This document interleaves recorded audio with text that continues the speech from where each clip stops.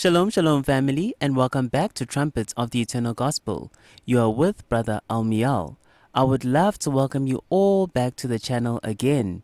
I would like to thank all the family who are liking and sharing and anything that you are doing to help the gospel of the kingdom to go further. And family, by the end of this video, you will understand the gospel of the kingdom so much more better because you will understand the kingdom better. I am very excited to be doing this video because I feel like it will tie in a lot of things. Even the previous teaching will be better understood. So I would love to welcome you all, family, and to thank you all for being here until this time. I know that a lot of the teachings are very controversial and difficult to take in at some points. But understand, family, that the narrow path is difficult. And Satan's deception is thousands of years old. So to unravel all of that is going to take a lot of faith, a lot of the Father's Spirit sitting in us to help us to unlearn all of the deception so that we can walk on the narrow path and that the truth which was lost can be recovered. So this journey is not a journey for just anyone. It is a tough journey. But the truth must be spoken nonetheless. So family, we have to understand this. There are so many channels that are deceiving people. We are in no need of deceivers because we have plenty already. The gospel of the kingdom is not easy, family. That is why they disliked Immanuel. Those of the kingdom will love the gospel of the kingdom because it will resonate with their soul or spirits. But the children of this world will despise the gospel of the kingdom because it is coming to destroy their kingdom. It is two kingdoms that have been at war from the beginning of time. So I hope that we understand this, family. The gospel of the kingdom is the eternal gospel of truth. Whereas there has been a false gospel which has been preached by the priests of Satan over the ages, which has left us in confusion and disorientated. But the true gospel is now being preached by the messengers of the kingdom. So by the end of this video, I hope that you will understand the gospel of the kingdom so much more better because our Father is going to expose this matrix, which is this earth that we live in, reveal the kingdom of heaven, the millennial reign where our Savior, Immanuel, the Son of I Am, will be reigning as king, and heaven, the spirit realm or the celestial realm. So all three realms will be better understood. It is going to be a fairly long video because our Father has given much understanding and much to impart to you, family. So I am pleading that you pray before you continue with this video so you can understand everything far more better. So having said that, family, let us jump into this video because it is going to be long already. But before we jump into this one, I am going to pick up from the previous video in which I was speaking of the true assembly being angels. And our Father revealed this in a vision. So I have further evidence of this, family, because it is imperative to understand this. And our Father led me to Revelations 21 verse 10 to 12 when this teaching was being put together, because our Father is tying all the revelations together in his infinite wisdom. So Revelations 21 10 to 11. No, we're going to go to 12. Sorry, family. So I want to show you something that is very profound. And this is the coming of New Jerusalem. And it reads, Revelations 21, 10 to 12. And he carried me away in the spirit to a great and high mountain, and showed me that great city, the holy Jerusalem, descending out of heaven from I am, having the splendor of I am, and her light was like unto a stone most precious, even like a jasper stone, clear as crystal, and had a wall great and high, and had 12 gates, and at the gates 12 angels, and the names written thereon, which are the names of the 12 tribes of the children of Israel. Family, I tell you that the true assembly are angels. Israel are angels. The 12 angels standing at the 12 gates are the 12 patriarchs. And they are being called angels. I hope this helps you to further solidify and understand that the race of Israel is not human. They are angelic beings. And here in the end it is finally revealed that the 12 angels at the 12 gates are the 12 tribes of the children of Israel. That is the name written at each gate. These are the 12 angels. These are the 12 sons of Jacob, the 12 patriarchs. And there are 12 angels. The race of Israel is angelic. They are not of this world. They are the 144,000. They are not humans. They are just in the guise of humans while here on earth, but they are angelic in nature. I just wanted to further solidify the previous video. If you have not watched the previous video, do so you can understand what I am speaking about. But for those who have, this is just the final stamp on the matter. The 12 sons of Jacob in Revelations are now being revealed. Their identity is revealed. They are 12 angels. They are not humans. They were human while they were here on earth because this realm is the realm of humans or mortals. But in the spirit realm, they will be revealed that they were never truly humans. They are 12 angels who came in the flesh. So I hope this helps you further, family. So going into this teaching, family, I am going to also explain something first before we go on with the teaching, because I'm going to be explaining something very profound with regards to the location of the kingdom of heaven and where Zion, Eden actually is. And it might seem a bit difficult to understand because of previous videos in which we obviously know that South Africa is the true biblical land. And it has been revealed that Namibia is where Jerusalem will be, the Kalahari Desert, or Botswana, Namibia side. So, having said that, family, this revelation might be a bit confusing because you are going to realize that the kingdom of heaven is not on this earth. It is in a higher realm. But do not be confused because the correlation between this earth and the higher realm are correct. So where Jerusalem is in this realm correlates to where it is in the third heaven or the higher heavens. Where South Africa is on this earth correlates perfectly to where true Israel is in the higher heavens or higher realm. And also it is the past location of Israel and Jerusalem. It is future and past and present. So ancient Israel was here in South Africa. And in the coming kingdom, the location of Israel will correspond with where South Africa is in this lower realm, with the higher realm. So you'll understand better what I'm saying when the video continues, but I just want you to not be confused.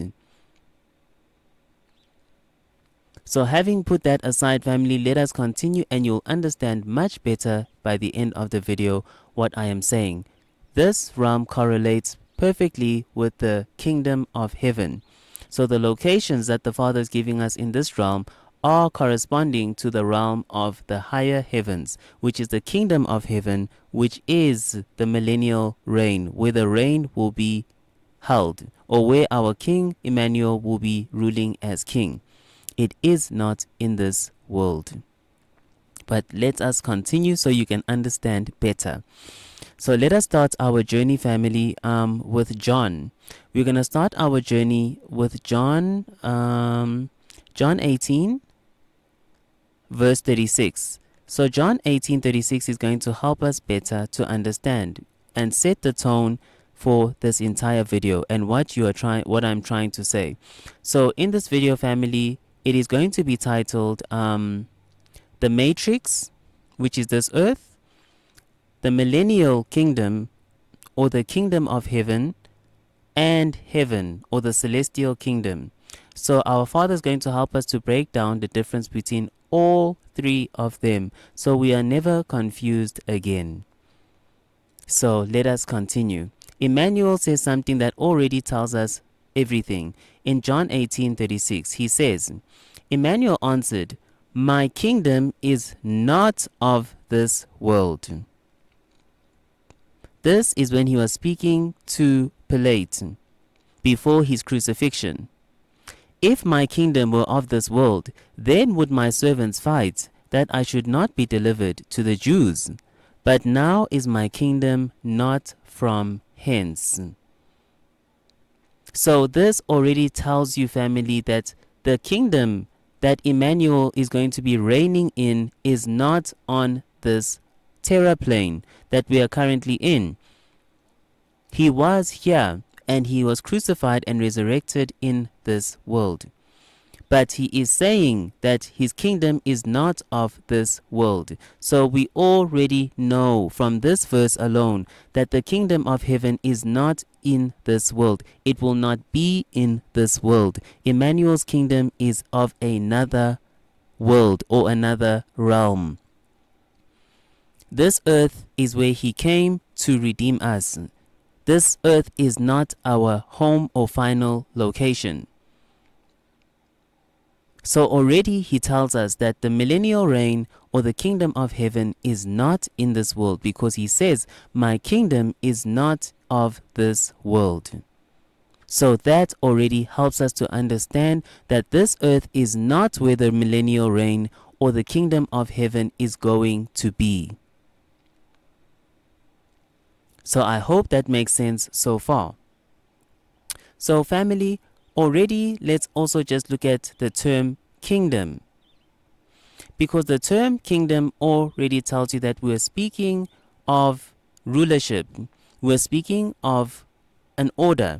A kingdom is a place where there is a king, there is a queen, there are officials, there are rulers, there are citizens. It is an established system. So already him using the kingdom already tells you that this is going to be an empire.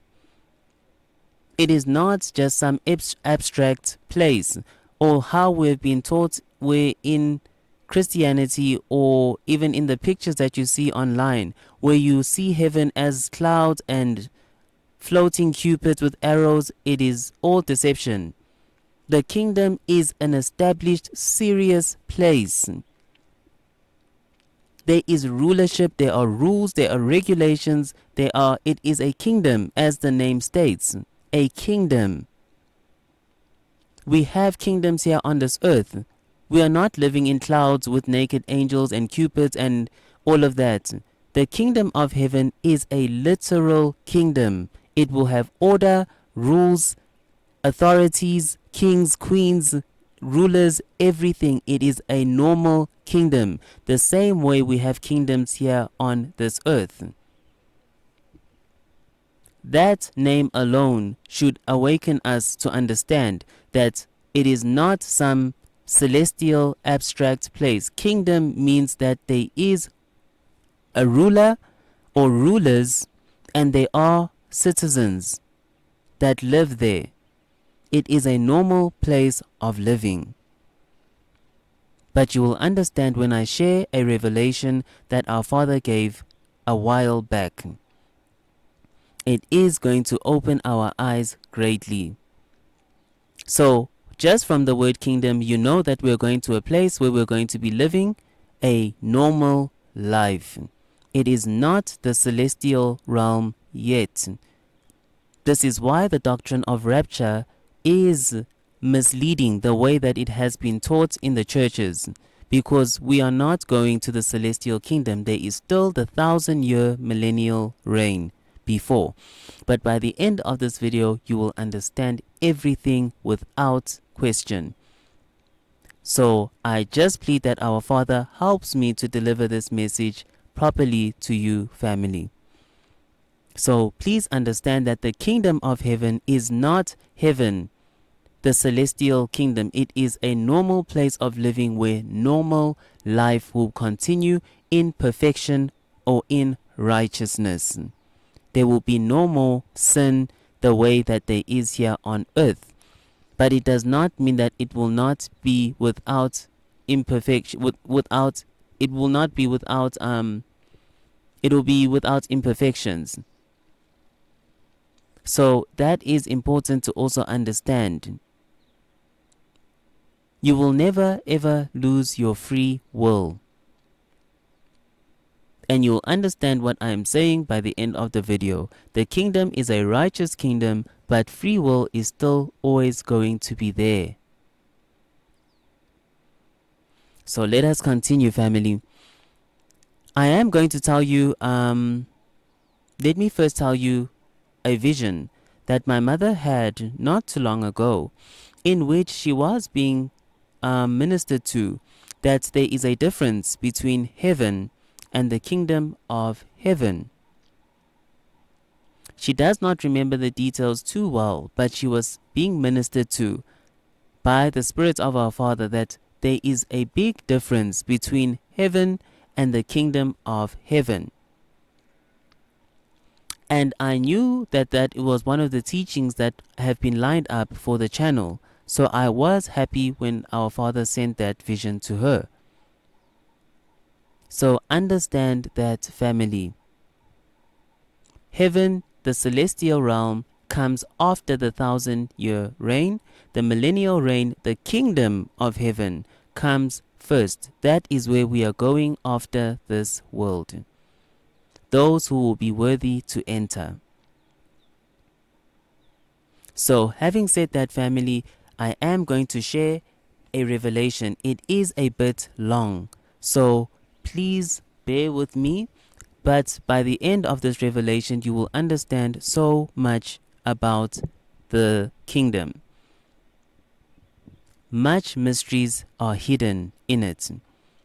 So, this is an old video, revelation, in which I was in China when I was given this vision. And it is fairly long, but please listen to everything in this video. Everything will tie in at the end. It reads, I was going down fast a very weird, cylindrical, dilapidated looking highway that looked a little futuristic. So as I say, family, every single time our Father gives me a dream and I see things that are futuristic or dilapidated, I know it is speaking about the future and the time to come of tribulation. It is the time of difficulty that is about to come on this earth. A police officer tried to stop me as I was going very fast, but I just zoomed past him. And again, another officer tried doing the same, but I zoomed past him the same way again. Eventually, I got stopped by Halle Berry. Those who don't know, she is an actress, but she has appeared several times in dreams, and I do understand her symbolism, but just for your information. Who I weirdly knew in the dream was an officer of light. She seemed happy to see me, as if she was almost expecting me. Suddenly, as I was talking to her, Satan appeared mid-air and started mocking her about how she could have been so great in Hollywood, but chose to be so low, and she was very hurt and troubled by this accusation. I can't remember how the conversation ended, but I knew in the dream that she was a part of the resistance, which is part of the saints. I remember seeing an old dilapidated home or tent in a valley or wilderness flash, almost like Satan was pointing out how impoverished she was. Um, she was. Suddenly, I was offered a chance, and then the dream kind of changed a bit. So that was the end of that scene. Suddenly, I was offered the chance to escape the coming wave of flood, of destruction coming to this world. Family, I have never seen a wave that was that big. It was like it would consume the entire world. It was a huge wave of destruction that was slowly coming. And it was like I was offered a chance to escape this wave.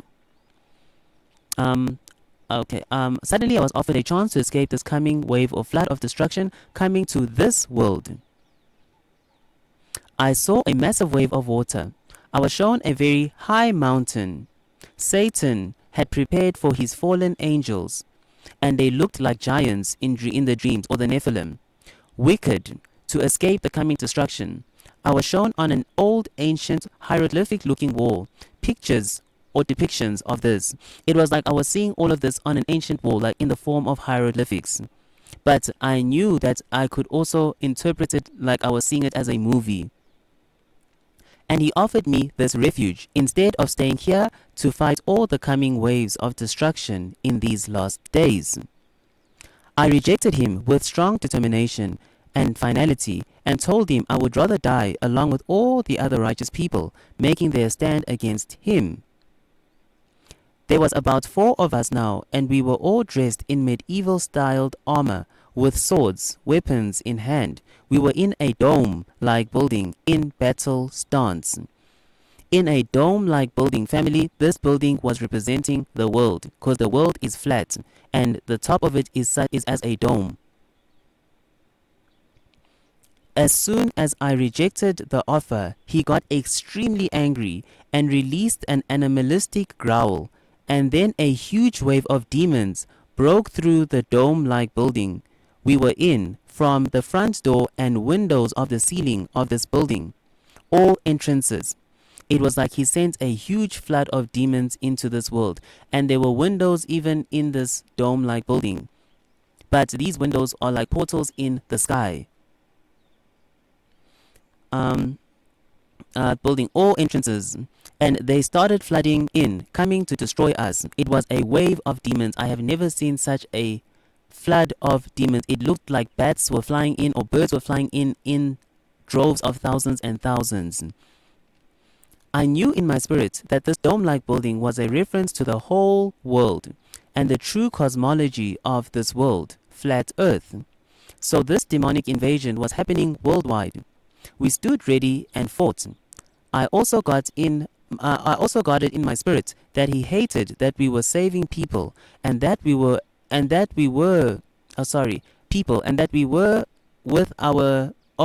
were about to receive new powers which would save even more people and do greater exploits. Cause throughout this dream, it's like I knew there was great power coming from heaven that we were about to receive, and Satan wanted to destroy us before we received it. This is what Immanuel promised, that his disciples will do greater exploits in the last days. So this one was that, family. As we were fighting this huge wave of demons, I heard the deceiver's voice echo. "You can't fight forever," he said. Suddenly the demonic horde started submerging and overwhelming us. But just as we were being overcome, I responded to him. So this wave of demons, it was almost like it was crashing down on us, family. And I remember bending and I was on my knees, as if I was about to be defeated. And then I suddenly said, at the time I still called the Most High Yahuwah, so I will read it as I wrote it. "Yahuwah is my strength, and will cause me to endure until the end." Suddenly a powerful bright light radiated from my being and blasted the horde of demons. The entire horde of demons was blasted away. It was like a light within radiated, family, and blasted the whole dome building clear. There was stillness, and suddenly I looked out throughout one of the little windows on the ceiling of the dome and saw a bright full moon. It was like there was quietness, family. I dropped my weapon and knew in my spirit, something told me, it's time. So after that fight, family, there was great stillness. I even dropped my weapon because the fight was over. And then I looked up into the ceiling of this dome-like building, and through one of the windows I saw a full moon. And then I knew something in my spirit ministered, it's time. Suddenly, myself and the people/saints I was warring with all stood, each facing a different gate or window of this dome, and the moon started to get bigger and bigger. Family, remember every detail of this vision. Almost like this dome-like building was somehow moving us closer and closer to the full moon. And then a voice in my spirit spoke, "You are home." I immediately ran to the side, and all of a sudden there was now a great door there. I opened the door extremely excited and very eagerly, and in my spirit I immediately heard, "Levi, you cannot enter the kingdom unless you know your tribe." I immediately heard Levi as it yanked open, "This is the door." I ran in screaming, "I'm home, I'm home."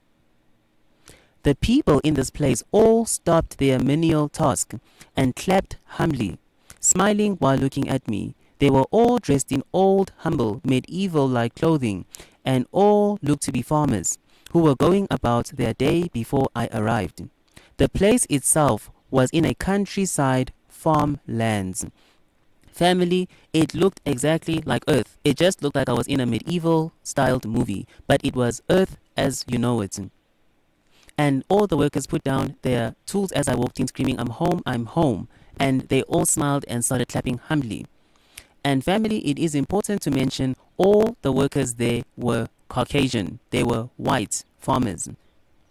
They were the ones doing the menial tasks.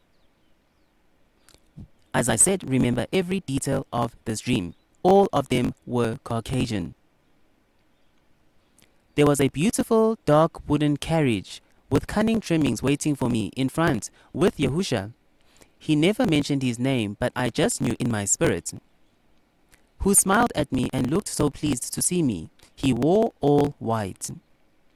So at the front of this crowd, family, it was like the crowd was on the left and to my right, and in the middle there was this wooden carriage, a beautiful carriage, and in front of it Immanuel was standing there in all white, smiling at me, pleased. It was beautiful. I was suddenly overwhelmed by the feeling that I had been here before, and all these people clapping and smiling at me, I knew them all very well once before.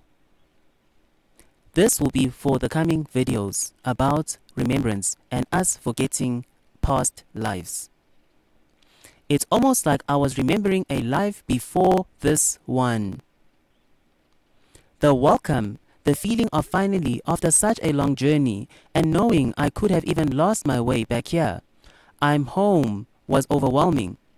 All this remembrance and feelings I cannot even put into human words suddenly my current vessel couldn't handle it too.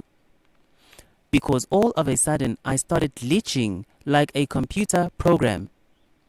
I felt myself starting to wake up in the physical realm, laying on my bed, but I shut my eyes and pushed and went back into the vision. So family, as I was walking, I was trying to walk towards Immanuel, but I was looking at everyone around who was clapping in this place, and remembrance was flooding into me so much that I was overwhelmed by the amount of memories that were coming back. I had been to this place before. I felt like I had forgotten an entire life. I hope you are understanding what I'm saying, family. It felt like I had forgotten an entire life. And what was more overwhelming is that I could have even lost my way back home to this place, because I knew that was my true home. And here on earth was actually the counterfeit life. And I was remembering everything, so much so that I started glitching in the kingdom like a computer program. So let us hear what Immanuel said when he saw me glitching like a computer program, because I was greatly perplexed and overwhelmed by the amount of forgetfulness that I went through, that I forgot an entire life. When we came into this life, there is much things that we forgot. I continue. Then Yahusha or Immanuel said, "It's okay, you're still in the matrix. We still need to plug you out." And family, before you turn off the video and think I have been watching too much movies, you will understand why Immanuel said this by the end of this video. Immanuel, I repeat, said, "It is okay. You are still in the matrix. We still need to plug you out." I continue, family. He spoke like he was expecting this to happen, even though great concern was on his face now. He spoke like he knew the mission to pull me out the matrix is underway or happening already. He gave me comfort because I was so confused and panicked with why I was glitching in this heavenly realm. This is the kingdom of heaven. He looked at someone or something behind me with a look of a military general, mixed with the expression of a very concerned father. The look was pure determination that I couldn't even begin to describe. He seemed very unhappy that this truly wasn't my return, and righteously upset at the circumstances hindering this reunion. And then I woke up, family. And when I woke up from this vision, I woke up in tears. I was in tears because I woke up with some remembrance and it started fading away as I woke up. I have never had, or let me not say never, but this is one of the most intense visions that our Father had given me of remembrance. And family, I want to explain the part when I say Immanuel looked like a general mixed with the expression of a concerned father. In the coming kingdom, Immanuel is going to be a father to us all. And the bride is going to be a mother to us all. But when I wrote this down, I was not even aware of what I was writing. Our Father is extremely powerful. This was the vision that was given to me, family. So I hope you heard it. You can rewind it to understand and hear it better. The tribulation, the end is coming to this world. This world is the matrix. It is a false reality. The movie The Matrix I had not watched in years when I was sent this vision. It was nothing to do with me watching the movie. I did not even understand that that movie was so significant until I was awakened. So family, you will understand a lot of things by the end of this video. But having said that, there is a reason why I entered through a full moon or went close to a full moon and then I entered into the kingdom. The kingdom is not in this world. It is another realm, a higher realm, but it looks just like this world. I tell you family, it was like I was in the countryside or the farmlands and it just looked like it was a medieval setup. It was like olden days styled. But I knew I was home. I knew this was the kingdom of heaven. That is where the millennial reign will be. That is where Immanuel will reign as king. But we first have to overcome the huge wave that is coming in these end times. So having explained that family, I hope that you have heard. Now we can start with the law, to the prophets, the testimony of the word to solidify this revelation so you can understand everything so much more better. There is a lot that we forgot, family. When I say that the 144,000 are not of this world, they are angels from a higher realm. It is not because I'm saying things that I do not understand. A lot of things I cannot even share here. But let us start the journey. I have explained that whole revelation. So let us explain the term matrix. So I want us to just, I'm going to here. So you can see. I want you to see it better. Sorry, family, I was just texting here. And you're going to see here.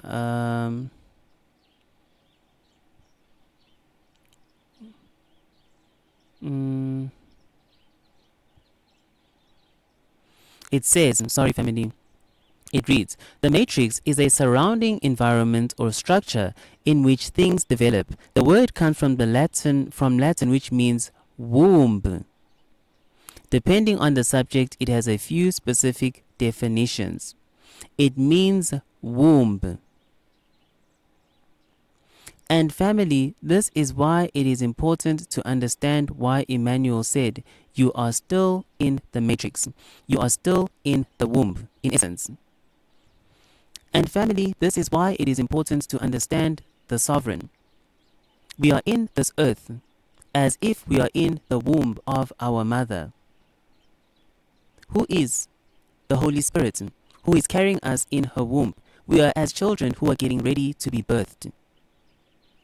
We have not yet lived. We are being prepared to live. This world you have not lived. We are being deceived with that you are alive in this world. You are as a child in a womb in this world who is being prepared to live. And you'll understand better what I am saying shortly. This world is for preparation. You are as a child in the womb of a mother. That mother is the Holy Spirit. That's why if you do not understand that the Holy Spirit is the mother, she is the feminine of the sovereign who is carrying us in the womb. I will go to the verse shortly so you can understand. We are being purged, purified, and perfected in this life so we can then experience life. This reality is a matrix. It is a false reality. The movie, The Matrix, is not purely a movie. Once you are awakened, you will understand that it is revealing a lot of truth. Our Father's wisdom is everywhere and anywhere.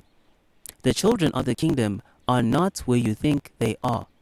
They are not always in churches, or they are not always looking righteous. They are planted everywhere to awaken. I tell you, when I had this vision, it has been years since I even watched the movie.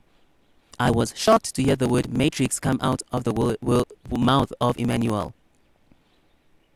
I could not even believe when I woke up that did he say that I am in the matrix? Did he say that I need to be plugged out? What is he even saying? This sounds like a sci-fi movie. But everything that he said is scriptural, and I am going to show you. This life is a false reality. And a lot of people are going to be doomed in a false reality and will never even experience true life. Let us go, family, to let us go to Isaiah so we can understand what I'm saying when I'm saying that the matrix is the womb. So we are going to go to Isaiah 46 and we're going to see something powerful. Prophet Isaiah 46 verse 3 to 4, and it reads here, and we're going to see something that is very strange here, family. Isaiah 46 3 to 4. Hearken unto me, O house of Jacob, and all the remnant of the house of Israel, which are born by me from the belly, which are carried from the womb. This is I am who I am speaking. But, family, we have to understand that the sovereign speak in one voice. So the scriptures will not tell you that this is the mother who is speaking now. This is the father who is speaking now. This is the son who is speaking now. Discernment will help you to understand, and the characteristics will help you to understand. There is no man who has a womb or a belly, in the sense, because this belly that is speaking of is a womb. Only a woman can carry in a womb. So this is the feminine part of the sovereign that is speaking. There is no man who has a womb. I continue. And even to your old age I am he, because it is the sovereign who is speaking in one voice, but this is the feminine part of the sovereign. And even to hoary hairs or old hair, gray hairs, I will carry you. I have made and I will bear. Even I will carry and will deliver you. This is the mother who is speaking, family. This is why I say in this world, we are in the womb of the mother. It is the Holy Spirit, Ruach HaKadosh, who Immanuel left us with, to guide us into all truth, to bring all things back into our remembrance, and to show us those things which are to come. She is the one who is going to carry you in the womb and perfect you. She is the purifier of the Spirit. She is the final baptism of fire that you have to undergo to enter and be birthed into the kingdom. So in this world, we are in the womb. We are as children in the womb of a mother, the matrix. We have not yet lived. I hope you are understanding. Isaiah is showing the feminine side of the sovereign that is promising to carry the remnant of the house of Israel in these last days, in the womb or the matrix. On this earth, she will carry us. She says, I have made, I will bear, even I will carry and deliver you, because the remnant is who will return back home, not the whole of Israel. So when Immanuel said you are still in the matrix, he was not speaking out of order. He was saying you are still in the earth, in the womb of the mother. You are still being perfected. You are not ready to return back home. That is why I started glitching, because I am not yet perfected. And this is an old vision. I was still in China, family. I hope this is all making sense so far. I will in the future make the proper video so you can understand the sovereign better. But I think by now we already know that I do refer to the Holy Spirit, our mother, as she. It is not heresy or anything that people may think. It is in the scriptures. We will get to it when we get to it, family. But here already you should be questioning yourself that how is the Father speaking about me carrying in a womb? No man has a womb. That is what is heretical. The sovereign is not strictly masculine. So I hope this is helping you to understand so far.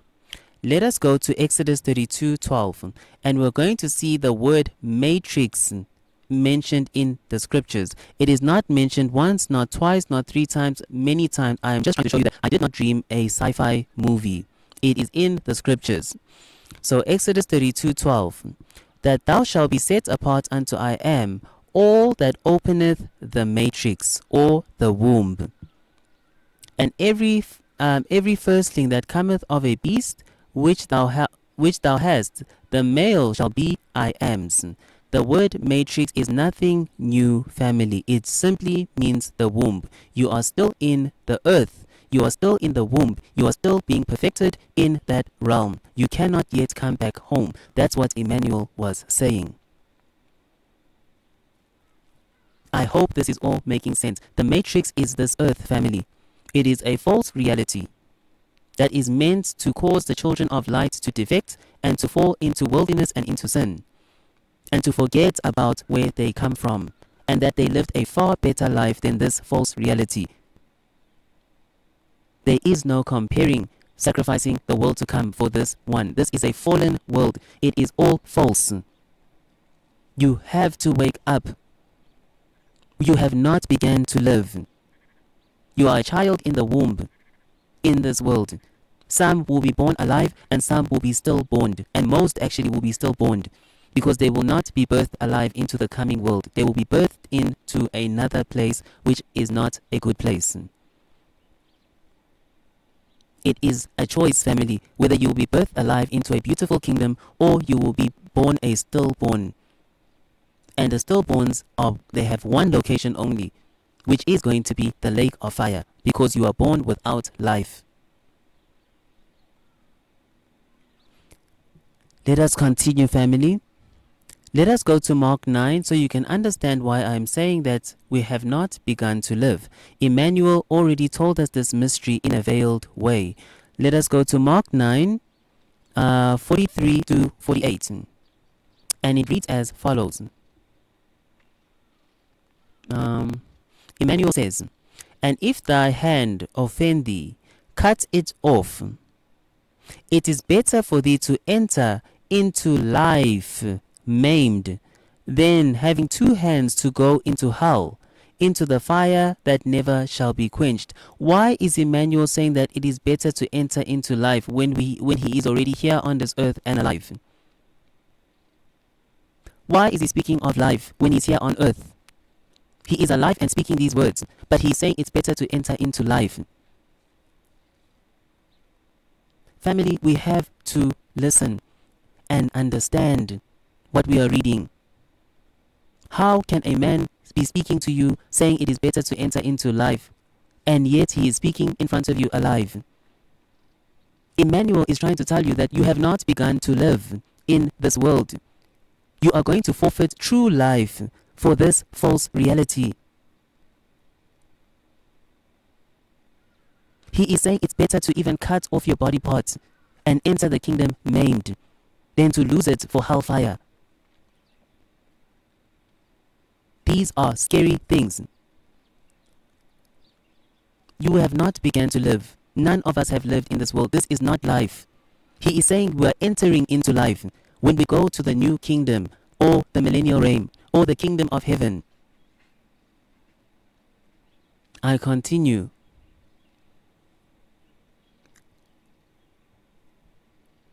Where the worm dieth not, and the fire is not quenched.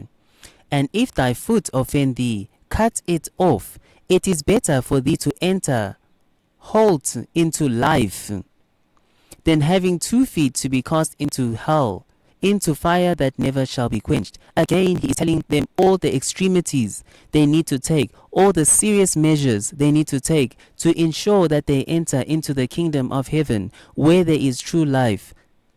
Meaning that you are not alive currently. Where the worm dieth not, and the fire is not quenched. And if thine eye offend thee, pluck it out. It is better for thee to enter into the kingdom of I am with one eye, than having 2 eyes to be cast into hell fire. Family, life is in the kingdom. We have not begun to live. Where their worm dieth not, and the fire is not quenched. So I hope from these you can see the severe warning that Immanuel is giving, that to enter the kingdom you should be willing to even cut off your body parts. And it seems extreme and bizarre, but he knows the splendor that is awaiting you in the coming world. I tell you, in the vision I woke up crying when I remembered how and what I almost forfeited in the coming kingdom for this world. When remembrance came back to me of everything, and I still cannot even remember what I remembered, but at the time I remembered my entire life. I woke up crying and I was shocked that I almost gave up the kingdom, living in sin in this world. Once you understand and remember how life was in the kingdom, you would drop everything immediately and focus on going back home. You would be listening to Immanuel's warnings of plucking your eyes out and cutting your feet off and cutting your hands off. You would understand why he was so intense. You would understand why Immanuel says that you have not entered into life. You have not even began to live. This is all a delusion.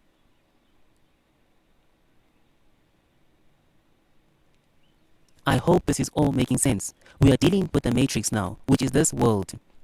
It is a false reality. Immanuel, when he said you are still in the matrix, he was not trying to be trendy. He is telling the truth. This is a false reality. Let us continue, family. Let us go to John 14:6. John 14:6 reads as follows. It is a very popular verse, but you will see it differently now. Immanuel saith unto him, I am the way, the truth, and the life.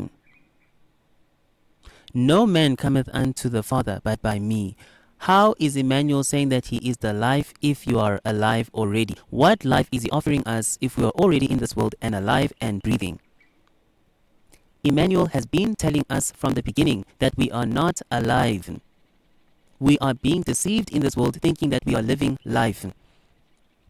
This is a false reality constructed to cause the children of the kingdom to err and to not return home, to choose sin over their previous life or their first estates. I am here to tell you, we had previous lives and they were beautiful. You will give up your life in the kingdom for this false reality which is going to burn anyway. I continue, family. So Immanuel saying that I am the way, because he is the way to salvation. He is the truth. You will never know the truth unless you truly have him, family. You will be deceived thinking you have it and don't. And the life, because life is in the new earth or the coming kingdom. There is no life in this world. We are simply surviving. We are learning. We are trying to pass the test that is this world, to go live life. We have not yet begun to live. We are in the womb of our mother, being carried to be birthed into the new kingdom or the new earth or the millennial reign. I hope this is all making sense. Let us go to the book of John.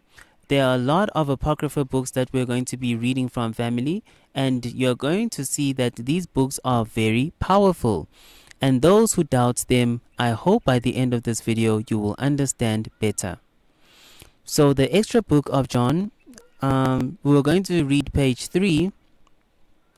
And specifically, I want us to focus on this part. We're going to start from "and again."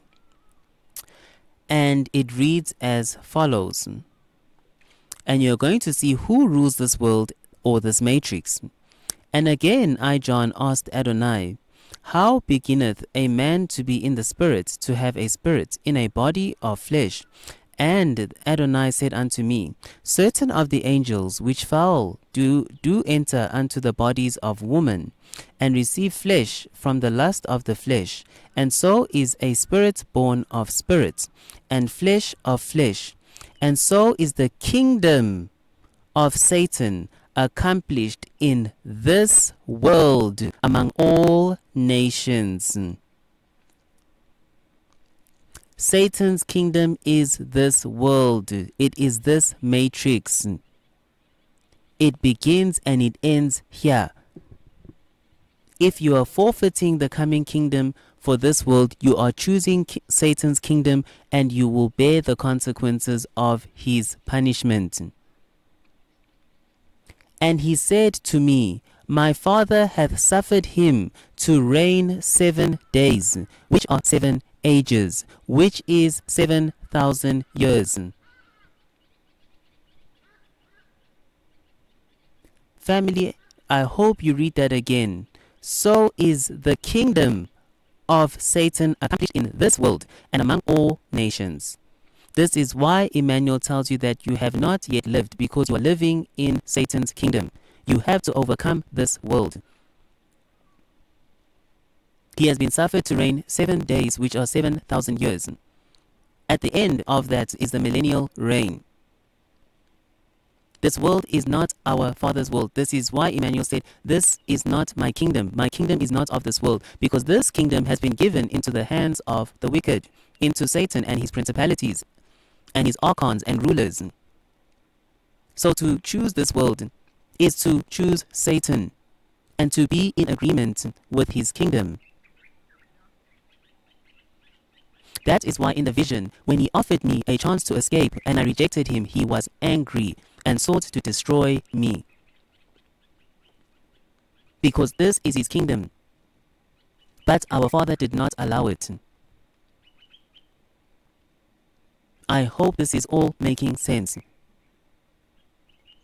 That is why in the vision he was also making fun of Halle Berry and saying that she could have been so much more greater, because who succeeds and receives fame and fortune in this world is determined by him, because it is his world.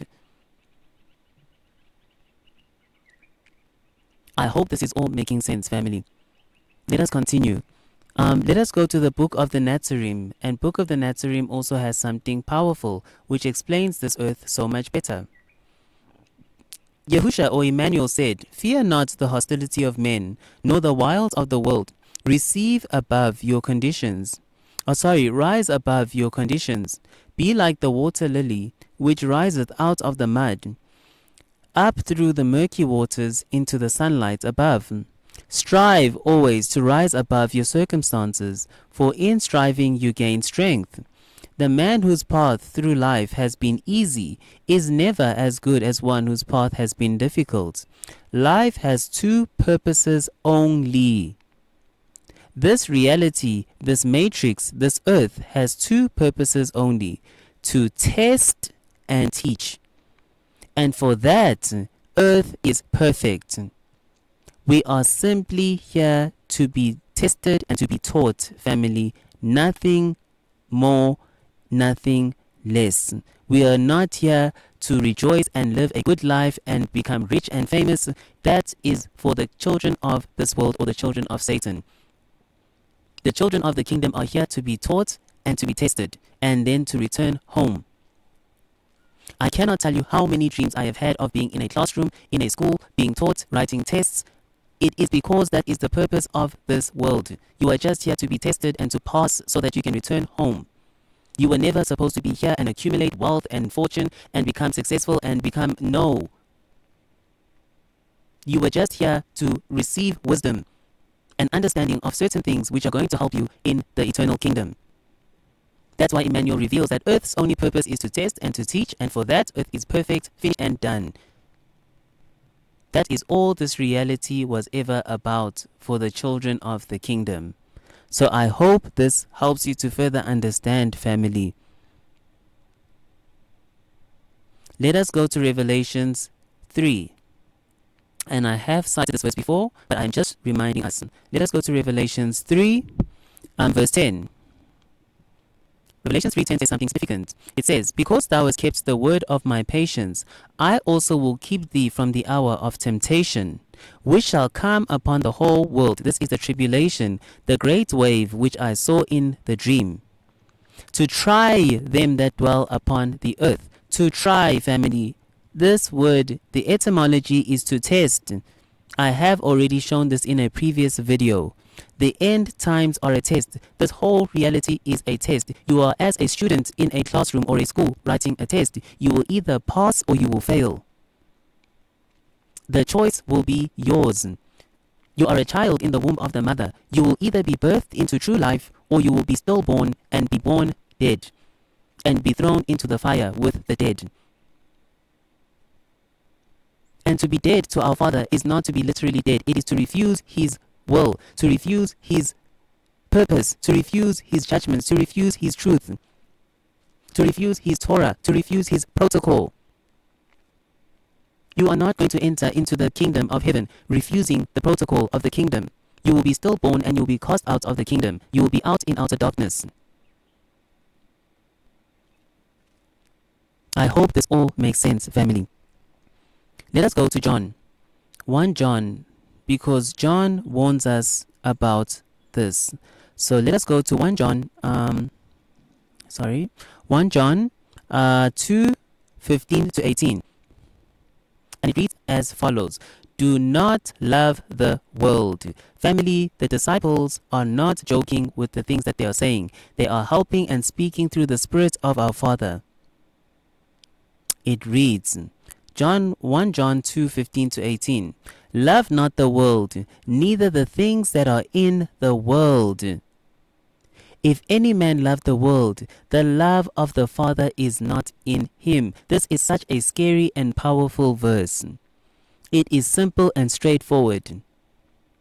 For all that is in the world, the lust of the flesh, the lust of the eyes, and the pride of life is not of the Father, but is of this world. And I have shown, family, that this world is given to Satan for 7 ages. This is Satan's kingdom. To love the world is to be in agreement or in cahoots with Satan against the Father. You are in agreement with his kingdom. And the world passeth away. You are about to see why John is saying this. And the lust thereof. But he that doeth the will of I am abideth forever. There is great rewards in listening to our Father, family. It may not seem like it in this world, but in the coming kingdom you will reap great rewards. Little children, it is the last time, or the end of the age, or the consummation of time.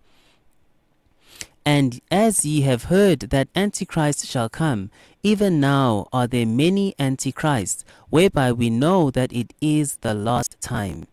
This is what I was saying at the beginning of the video, family, that there are already so many deceivers. You just have to open YouTube for 2 seconds and you will see a plethora of deceivers.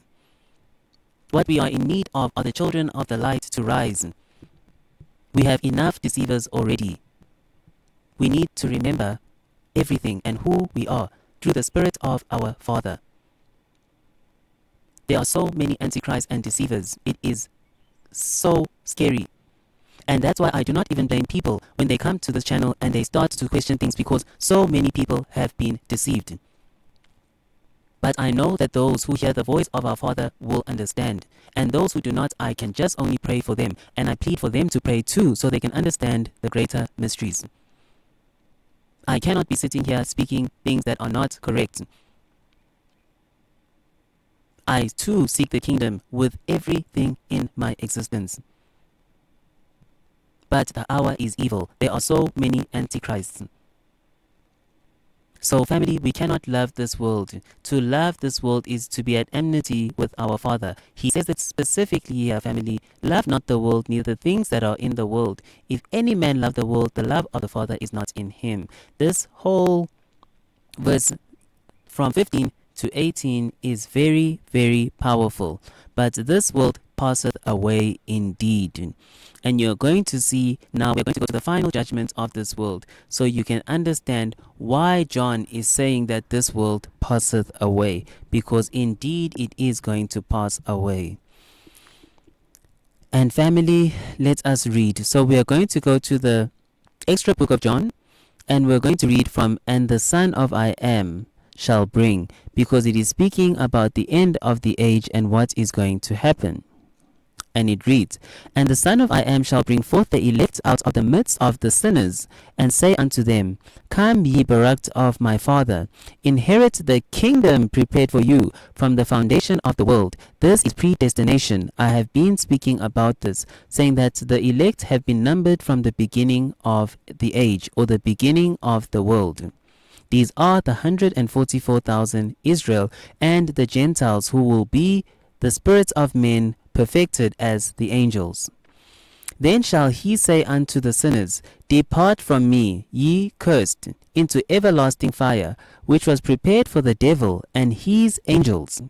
And the rest, beholding the last cutting off, shall cast the sinners into hell by the commandment of the invisible Father. Then shall the spirits of them that believe not go forth out of the prisons, and then shall my voice be heard, and there shall be one fold and one shepherd. And the darkness and obscurity shall come forth out of the lower parts of the earth, that is to say, the darkness of Gehenna of fire, and shall burn all things from below, even to the air of the firmament. Family, it is important to understand that this world is going to become hell itself. That is why Immanuel said that he is not of this world. The kingdom of heaven is not in this world, because this world is going to become part of hell, Sheol, or Gehenna. Everything is going to burn in this world. It is going to be hell itself. This is why you are playing with time to focus on this world, which is going to burn anyway. It is a false matrix. It is just here for testing and teaching over the 7,000 years. It has just been the perfecting of the elect to come into this place to learn and to grow and to accept, most importantly, Immanuel's sacrifice as our Savior and Adonai. That is the purpose to come into this world, family. It is to understand all mysteries. And to understand them, you first have to accept Immanuel as your Savior. You need to know the sacrifice that He has done for you. And you need to truly understand it. And once you truly do, you will 100% drop everything and follow Him. It is because people do not fully understand His sacrifice, nor what He did for us, that they think they can still be in the way and partake of this life. It is because you don't truly understand the sacrifice. You don't truly understand the mystery of the kingdom. You don't truly understand the kingdom. Once you do, you will immediately be like the disciples when He called them. You will drop everything and follow Him. Let us continue, family. This world, this matrix, is going to burn. The fire of it will rise from Gehenna all the way to the firmament. This is to the heavens, the first heavens, family. Imagine everything you are seeing in this world right now on fire. And Adonai shall be in the firmament, and even to the lower parts of the earth. Read, and the distance from the firmament unto the lower parts of the earth shall be, as if a man of 30 years old should take up a stone and cast it down. Hardly in 3 years would it reach the bottom. So great is the depth of the pit of the fire, wherein the sinners shall dwell. Family, hell is going to start from the firmament, from the sky, the first heaven, going down into Sheol. From this whole world will mix with Sheol underneath it, and it is all going to be hell. This world is going to end in the judgment of fire. I continue, family. And then shall Satan and all his hosts be bound and cast into the lake of fire. The lake of fire is going to be in this world, family. And the Son of I Am shall walk with the elect above the firmament. Because the third heaven is where the kingdom of heaven is. It is not in this world. My kingdom is not of this world. This world will be burnt. It will end in the judgment of fire. And shall shut up the devil, binding him with strong chains that cannot be loosed. And at that time the sinner, weeping and mourning, shall say, O earth, swallow us up and cover us in death. And then shall the righteous shine as the sun in the kingdom of their Father. This is the kingdom of heaven. This is that kingdom that I spoke about in the vision that I entered through the moon to go into. You'll understand very shortly what I am saying when I say I entered through the moon. And he shall bring them before the throne of the invisible Father, saying, Behold, I and my children, whom I am, hath given me. I have said that in the coming kingdom, Immanuel will be a father to us all. He will say, Behold, I and my children, whom I am, hath given me. He will be a father to us all, the bride a mother to us all. O righteous one, the world hath not known thee, but I have known thee in truth, because thou hast sent me. And then shall the Father answer his Son, and say, My beloved Son, sit thou at my right hand, until I make thine enemies the footstool of thy feet, which have denied me and said, We are gods. This is Satan and his hosts, who have said they are gods, and besides us there is no other God. This is not to be confused with Psalm 82. Those are the righteous angels. These are the fallen angels who have said that they themselves are gods and there is no other God but them, which have slain thy prophets and persecuted thy righteous ones, and thou hast persecuted them even unto the outer darkness, and there shall be and gnashing of teeth. This is the end of the story for this matrix or this world. It will end in judgment of fire. This world itself is going to become Sheol, Gehenna, or hell. This world is what you are holding on to. You are holding on to Sheol itself.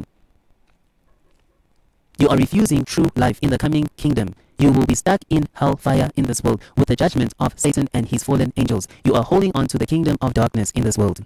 You are holding on to the matrix, which is a false reality. You have not begun to live and you will not know true life. You will be deceived thinking that you have lived when you have not lived. I hope this is making sense. This world will end in fiery judgment. It will become part of Sheol. Let us go to Peter to see this in our scriptures, because Peter already spoke of this. Let us go to, we're going to go to 2 Peter 3, 7. And we see that Peter already warned us of this by saying, but the heavens and the earth, which are now, by the same word are kept in store, reserved unto fire against the day of judgment and perdition of ungodly men. It is in our scriptures for those who do not want to believe the extra books. This world is going to end in fire.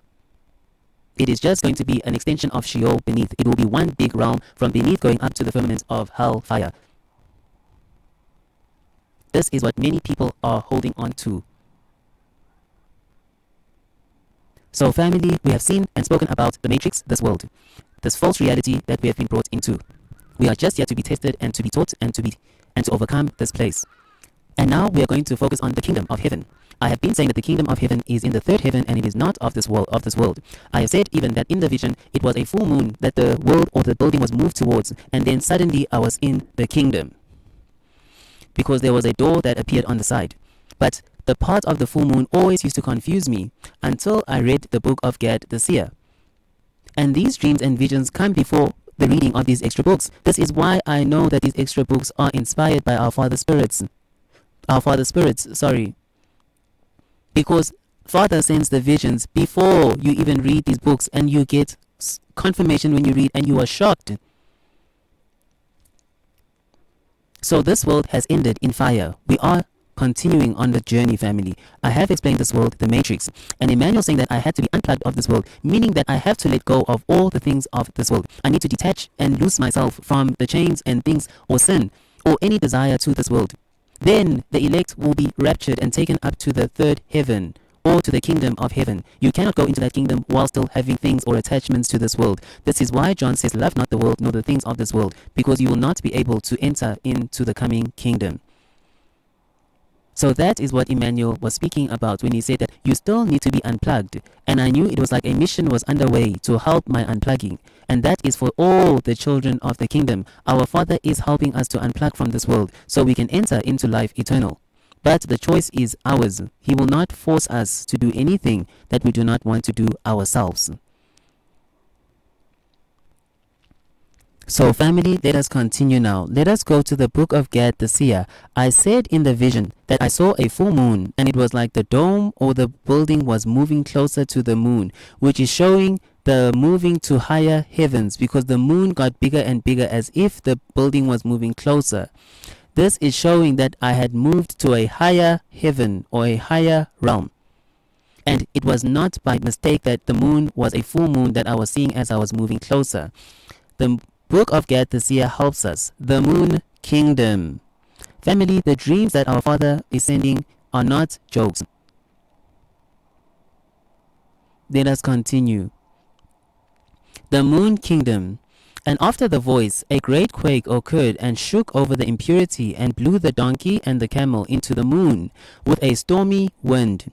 And the moon was opened and looked like a bow, a semicircle, and both her points reached towards the ground. The moon is a kingdom or portal. And I know this sounds strange. The moon is a kingdom or portal. And you'll understand why I'm saying kingdom shortly. It is a portal in which you go through to enter to the kingdom. And I go here to 4. Let us go together, see at page 6. Sorry, we were on page 4 and now we're going to page 6. And it reads, the Messianic kingdom with the millennial reign family. And it reads, and I saw impurity. Sorry, family. And I saw impurity was driven from the moon and was given over to a consuming wrath, ground into fine dust and blown away by the daily wind. And the day burns as a furnace to remove impurity and to erase the transgression. And the lamp was put on the moon forever and ever. And the lamp took from the pure the impurity that had been mixed with them, and brought it as a peace offering sacrifice on the altar before El Shaddai. Jealous I am who I am of hosts. So the Messianic kingdom has something to do with the moon. That is why in the vision I saw the dome moving closer to the moon. I do not fully understand this mystery as of yet, family, but the moon has something to do with the eternal kingdom, with the kingdom of heaven. That is what I saw before I was transported into the kingdom of heaven. It was a full moon that got bigger and bigger. So I was moving closer to the moon, which I knew was significant or symbolic of moving to higher heavens. As I said, the kingdom of heaven is in the third heaven. Or itself, the moon is the portal. I am not entirely 100% sure, but the moon has something to do with the Messianic kingdom, or the kingdom of our Messiah. It says here that the lamp was put on the moon forever and ever. So I hope that you are understanding all these mysteries, and in time they will be made perfectly clear, family, because we do prophesy in parts. But I wanted you to understand that part of the dream where I said the moon got bigger and I was facing a window in the heavens of this dome, which is like a window or portal that had opened, and the full moon was what got bigger. And then a door appeared and I entered into the kingdom of heaven. So having said that, family, let us continue to show that the kingdom of heaven is in the third heaven. So let us go to the writings of Abraham, page 8, and we're going to start here by the part that says the reason why I am. So we read, let me put it on the screen. It reads, the reason why I am, may his holy name be sanctified, created Adam with his holy hand in his form and image, was that he should receive wisdom and speech and animal motion, and for the knowledge concerning things. When the glorious and illustrious angels saw one like him in Adam, they were frightened. The wondrous splendor upon his face terrified them. His form appeared shining with divine light, greater than the light of the sun. This is our glorified bodies in the kingdom. It is not our celestial bodies, but in the kingdom we will not be looking the way we look now. We will be in our glorified bodies, our kingdom bodies. And his body was bright and brilliant, like the well-known stars in the crystal. When the figure of Adam drew itself up, he leapt standing. He was in the center of the earth. He stretched out his right hand and his left hand, and put his feet in order upon Golgotha, which is the place where was put the wood or stake of our Saviour Immanuel, the Messiah. So that is where Adam was first placed after he was created. Let us continue. He was dressed with royal robe. He wore upon his head a diadem of splendor and praise and honor and dignity. He was crowned with a royal crown, and there he was made king, priest, and prophet. This is the honor that is awaiting us in the coming kingdom. We will be beautiful. We will be glorified in the millennial reign, family. We will be in our previous splendor. Even in the book of John, we read where Immanuel says that the righteous will walk with him above the firmament, and they will be shining. We will be very beautiful, not celestial as of yet, because the kingdom of heaven is normal life. But we will be very, very beautiful and different. We will have put off these garments of flesh, because these garments of flesh are for this matrix or this lower realm. Now in the higher realm, in the third heaven, our glory will be exalted. We will not look the way that we look now. We will be in kingdom bodies. We will be very, very beautiful. Let us continue. I am set him upon the throne of honor, and gathered to what was there all the animals and beasts and birds, and all that I am had created, and made them stand before Adam. And they bent their head, and did obedience to him, and he called each of them by its name. He made all the creatures obey him, and they responded to his command. the angels and the powers heard the voice of I am, may he be exalted, saying to Adam, O Adam, I have made thee king, priest, and prophet, and the ruler and chief and governor of all creatures that are made. All creation shall obey thee and follow thy voice. And family, I'm going to skip down there because this just shows that Satan became very envious of Adam. So it's just speaking about Satan being envious. You can read it at your own leisure. So here I want us to pick up from here. It says, Adam was listening to the speech of his I am to him, and standing upon the place of Golgotha, this is where he was created, all creatures being gathered together that they might hear the conversation of I am with him. Here is the part that I want you to understand. Lo, a cloud of light carried him and went with him to paradise. He was taken from this earth and placed in paradise, the third heaven. That is where the kingdom of I am is. He was created here in this world in Golgotha, but a cloud came and took him to Eden. And the choir of angels sang before him, the cherubim among them blessing, and the seraphim crying holy, until Adam came into paradise. So paradise, the kingdom of heaven, is not in this world. It is a higher realm. A cloud will take you. You are raptured to go into the higher realm. You are taken there by the Spirit of our Father. It is not in this realm, family. He was created on this earth where Golgotha is, but then a cloud came and took him to Eden or paradise, the third heaven. So I hope you are seeing this, family, but you will have more evidence. Let us go to the book of Adam and Eve 1.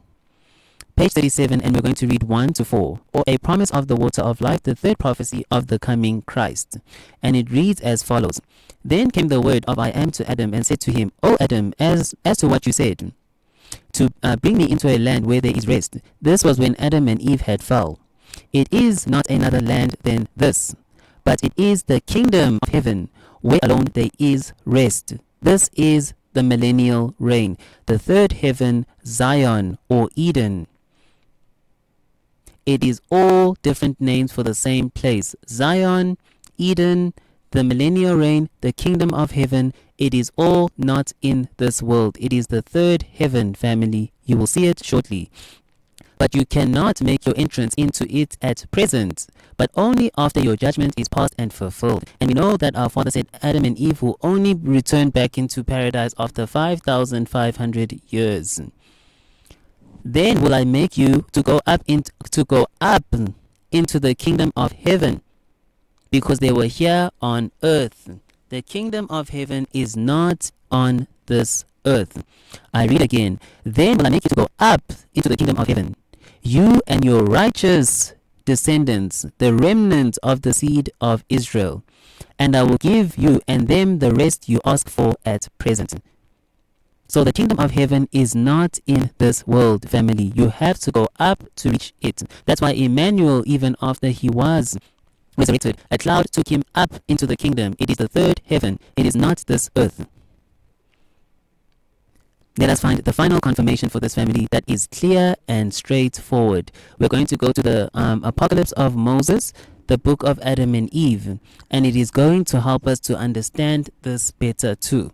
Sorry, family, I just have to stretch a bit because I am sitting a bit uncomfortable. Okay, it reads as follows. This is the death of Adam, family. This is shortly after Adam had died, and this is what is happening. This is, the book of Adam and Eve, Apocalypse of Moses, PDF 29, and I'm reading, and he stayed there. And he stayed there 3 hours laying down. And thereafter I am, or the Father of all, sitting on his holy throne, stretched out his hands and took Adam, and handed him over to the archangel Michael, saying, Lift him up into paradise, unto the third heaven, and leave him there until the fearful day of my reckoning, which I will make in the world. Then Michael took Adam and left him there where I am told him. Family, paradise, the kingdom of heaven, Zion, Eden, is all in the third heaven. It is not in this world. That is why no one can find Eden. They will keep telling you lies about Eden is here, Eden is there. Eden is not in this world. Zion is not in this world. So I hope this is all making sense.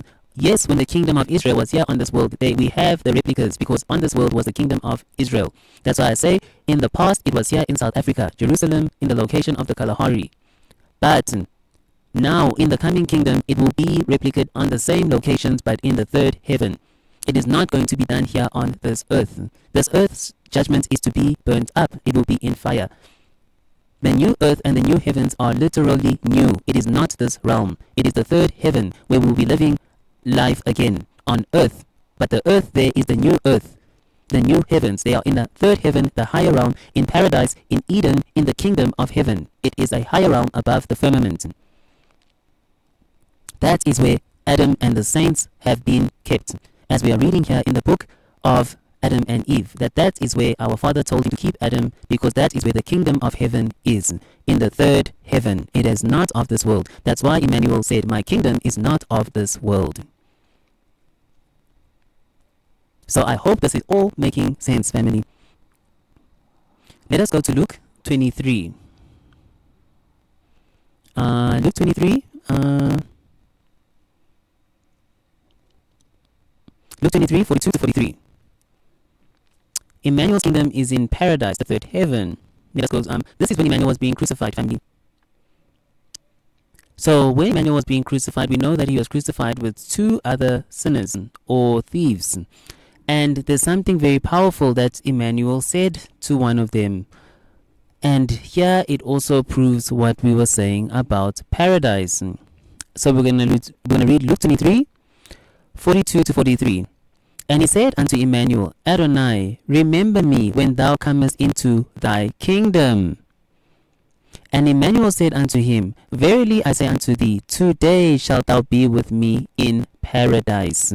And we just read now that paradise is in the third heaven. Here, lift him up into paradise unto the third heaven. The kingdom of Immanuel is in the third heaven, family. It is not in this world. It is a higher realm, a higher heaven. So that is what Immanuel was speaking about. It was not saying that this thief is going to heaven, the celestial realm. It is paradise where all the souls of the saints and the righteous are kept and they continue to live normal lives. As I said in the beginning of this video, the kingdom of heaven looked like this earth. It was like I was just in an older era.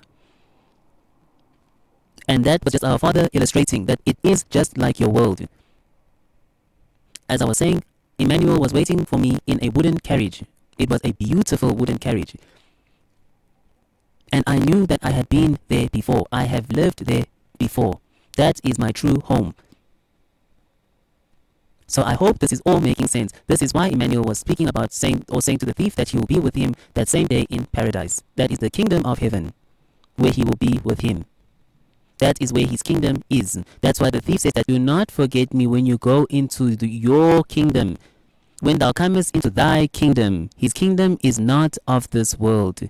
The celestial kingdom is the heaven of heavens, where spirits are kept. The kingdom of heaven is where life continues.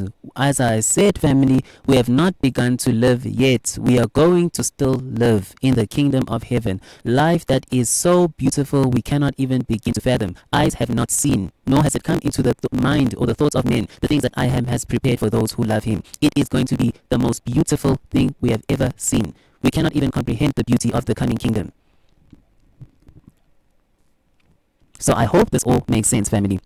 Let us continue to Isaiah. So Isaiah shows us how the millennial kingdom is going to look like.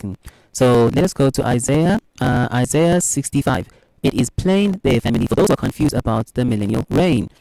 How will the millennial reign look like? When I tell you that it is life as normal, you will understand it in Isaiah 65. So Isaiah 65, 17 to 25. A normal life in the millennial reign. New heavens and a new earth. For behold, I create new heavens and a new earth. And the former shall not be remembered nor come into mind. It would have all been burnt away. But be ye glad and rejoice forever in that which I create. For behold, I create Jerusalem a rejoicing, and her people a joy. And I will rejoice in Jerusalem, and joy in my people, and the voice of weeping shall be no more heard in her, for the voice of nor the voice of crying. There shall be no more thence an infant of days, nor an old man that hath not fulfilled his days. For the child shall die 100 years old, but the sinner being 100 years old shall be accursed. So they shall be still transgressing, family. That's what I was saying earlier on, that free will is not taken away. There still will be sin, but it will not be to this degree on this earth. There will be long life. We will live extremely long lives. Our Father says that for a child will die 100 years old. That will be a child dying early at 100 years old. We will be living extremely long life. Think of the old or the pre-flooders who are living 900 years, etc. It will be even longer. Because our Father had said that in the same day you eat the fruit, you will die. So no one could live past 1,000 years because that was the same day. But here we will be living extremely long lives. If a child is dying at 100, then what age is an old person dying? It will be 5,000, 6,000, probably will be living very long lives. And you'll understand how the millennial reign is not 1,000 years, but it is longer. But we will get to that shortly or soon. So very long lives. But the millennial reign will still have people who are in sin. There will be some sinful people there, but they will be quickly corrected and put into order. But the sinner being 100 years old shall be accursed, because it will be a righteous kingdom. And they shall build houses and inhabit them. It is normal life. And they shall plant vineyards and eat fruits of them. I told you, family, that I came out to a countryside where there were farmers who were all Caucasian. It was normal life, and it looked like they were doing their daily tasks before I came in. They were just going about their everyday life in the kingdom. It will be a righteous, beautiful kingdom. And our Father does not show us the true reality of it. It will be like here on earth, but it will obviously come with new surprises. But our Father has it under wraps because it has to be a surprise for us all. Okay? So I continue, family. So we will build houses and we will inhabit them, and they shall be planting of vineyards and eating of and eat the fruit of them. And family, obviously, if there are infants being born, we already know that there will be marriages and women giving birth. It is normal life. There will be continuing of generations. It's just that everything will be very, very long. So we already know if it is speaking about infants living to 100, an infant can only come if there is a father and a mother. There will be marriages. It will be a normal life. So I hope that you are understanding, family. It is normal life in righteousness. That is where we will start to begin to live. It will be a beautiful kingdom. But the earth there is going to be 7 times more beautiful than this earth. It is said in the sealed book of Ezra. It is this earth, but it is this earth glorified in its original splendor. It is going to be so beautiful and out of this world in the literal sense. I continue, family.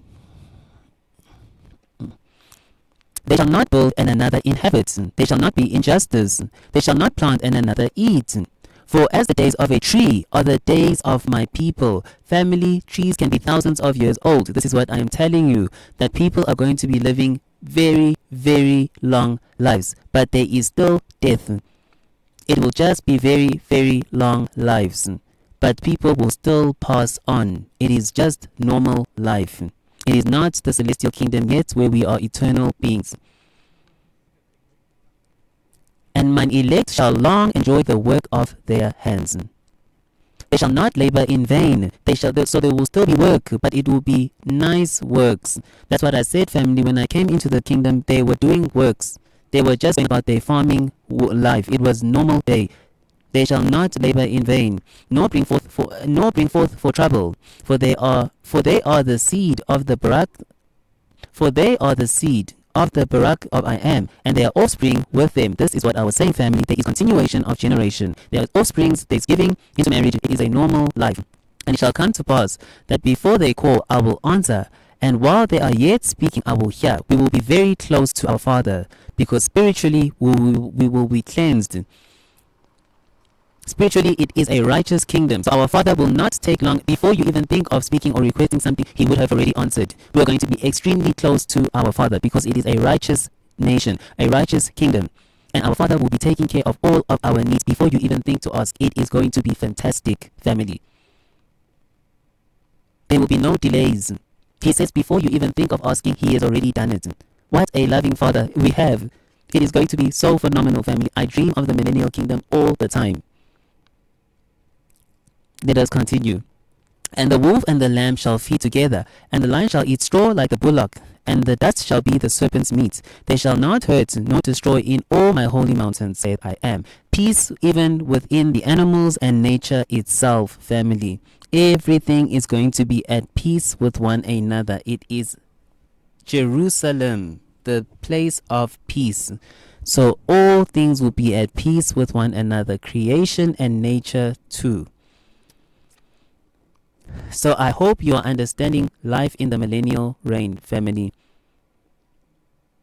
Let us continue. Let us go to the book of Baruch. Baruch further helps us to understand and deeper understanding of the millennial reign. So 2 Baruch 50, we're going to read 50 and 51. And it reads as follows. And he answered and said to me, listen, Baruch, to this word, and write down in the memory of your heart all that you shall learn. For the earth will surely give back the dead at that time. It receives them now in order to keep them, not changing anything in their form. But as it has received them, so it will give them back. These are the dead in Messiah who will rise. And as I have delivered them, it is so it will raise them. For then it will be necessary to show those who live that the dead are living again, and those who went away have come back. And it will be that when they have recognized each other, those who know each other at this moment, then my judgment will be strong. And those things which have been spoken before will come. Family, this is what I'm telling you when I say that the dead in Messiah will rise, and that we have lived lives before. The elect will begin to recognize each other because the Old Testament saints will rise again and be here. And you will be living with the Old Testament saints in these last days. All the saints and the prophets are here. And our Father says that when they begin to recognize each other, that's when the judgments will start to come. I tell you that the Old Testament saints are all here. They have all been resurrected to see these end times. The dead in Messiah have risen. The Old Testament saints are all here again. It is just the New Testament saints that I will speak on at a later stage in this video. Let us continue. In 2 Baruch 51 says, And it will happen after this day which I appointed. And it will happen after this day which I appointed is over, that both the shape of those who are found to be guilty, as also the splendor of those who have proved to be righteous, will be changed. For the shape of those who now act wickedly will be made more evil than it is now, so that they shall suffer torment. Also, as for the honor and splendor of those who proved to be righteous on account of my Torah, it is all about the protocol, the Torah of our Father. Those who possessed intelligence in their life, and those who planted the root of wisdom in their hearts, their honor and splendor will then be magnified by transformation. This is what I say, family. In the coming kingdom, we will be exalted. We will be transformed back to how we read Adam when we were seeing his creation. He was greatly exalted and he had great splendor. And the shape of their face will be changed into the light of their beauty, so that they may acquire and receive the undying world which is promised to them. This is the kingdom of heaven. Therefore, especially they who will then come will be sad, because they despised my Torah and stopped their ears, lest they hear wisdom and receive intelligence. Those who are refusing the Torah, telling me the law is done away with, and all these things will cry in the end, family. When they therefore will see those over whom they are exalted now, will then be more exalted and magnified than they. Then both these and those will be changed, these into the honor and splendor of Malachim, or angels. Because I've been telling you, family, that the elect are angels, and those into startling visions and horrible shapes. So the righteous will be changed into the shape of angels, and the wicked will turn into horrible shapes, and they will waste away even more. For they will first see, and then go away to be tormented. So they will first see the splendor of the kingdom to come, and the beauty of the saints when they are transformed into their transformed or glorified bodies of the third heaven or of the kingdom. Then the Father will send them to be tormented, because they will see what they forfeited. They will see the beauty of everything that they rejected for this world, which is going to be judged by fire. We have to follow our Father's Torah, his protocol. His Son taught us how to keep the Torah through the spirit of the law. To reject the Torah is to reject intelligence and wisdom, which is the power of the Holy Spirit. It is wisdom. Without wisdom, you will not enter the kingdom. Intelligence is the power of the Father. You will not see the kingdom without any of them. The Torah brings both intelligence and wisdom. To deny the Torah is to be foolish. Let us continue, family. Miracles, however, will appear at their own time to those who are saved because of their works, and for whom the Torah is now a hope, an intelligence, expectation, and wisdom, a trust. For they shall see that world which is now invisible to them, and they will see a time which is now hidden to them. This is the kingdom of heaven, family. It is currently invisible to us because we are not spiritually ready to see it, and our Father has veiled the kingdom of heaven for now, until we are taken to it. Time will no longer make them older. It's what I was speaking about in terms of the long lives that we will live. For they will live in the heights of that world. It is not this world, family. It is a different world. The heights means the world is higher, a different realm. And they will be like the Malachim. I tell you, family, that Israel are angels, and be equal to the stars, and they will be changed into any shape which they wish. The elect will be able to change shape, family, from beauty to lovingness, and from light to the splendor of honor. There are so many beautiful things that are waiting for us in the kingdom, family. We can't even begin to comprehend them. For the extent of kingdom paradise, this is the kingdom of heaven, will be spread out for them, and to them will be shown the beauty of the majesty of the living beings under the throne, as well as all the hosts of the Malachim, the angels, those who are held by my word, now lest they show themselves, and those who are withheld by my command, so that they may stand at their place until their coming has arrived. The kingdom of heaven is going to be crazy, phenomenal, out of this world, family. There is so much beauty that is waiting for us. There is nothing in this world to hold on to because it is all going to perish. I hope this is all making perfect sense, family. It is so exciting to be speaking about the kingdom of heaven because I dream of it all the time. And I know because our Father has taken me there through the vision that I have shared. It exists. It is real. Far more real than this world. That is where true life is. So Baruch has helped us to understand. Let us go to the Targum of Genesis. Family, you are seeing that we are reading so many of the extra books. To reject the extra books is to your own hurt. You will not understand a lot of things. That is why you will continue in darkness. These books are true and real. I am reading the Targum of Genesis, or the rendering or version of Genesis from the Aramaic perspective, or the Aramaic version, and I just wanted to read chapter 2, and we're going to focus on verse 4, and it reads, "This is the genealogical pedigree of the heavens and of the earth when they were created, on the day that I am created the heavens and the earth." I just want to show you that part, family, and this part is very, very imperative to try and show you, family, that even heaven has sorry, family, I have been speaking for some time. Genealogical or pedigree of the heavens and of the earth. A pedigree, let me just stick to pedigree, is a family tree. That means that the heavenly beings or the angels have generations. It says it clearly here, family. The genealogical pedigree of the heavens and of the earth. Angels dwell in heaven. Humans dwell on earth. So this helps us to understand when I say that the angels are going to be living a normal life. Because in the beginning of time, our pedigrees or family trees also determined for the angels when they live in the kingdom of heaven. Even Immanuel himself will be with a bride. He will marry a bride, one woman, and have generations and live a normal human life. The heavens have pedigrees and generations. They were determined from the beginning of time.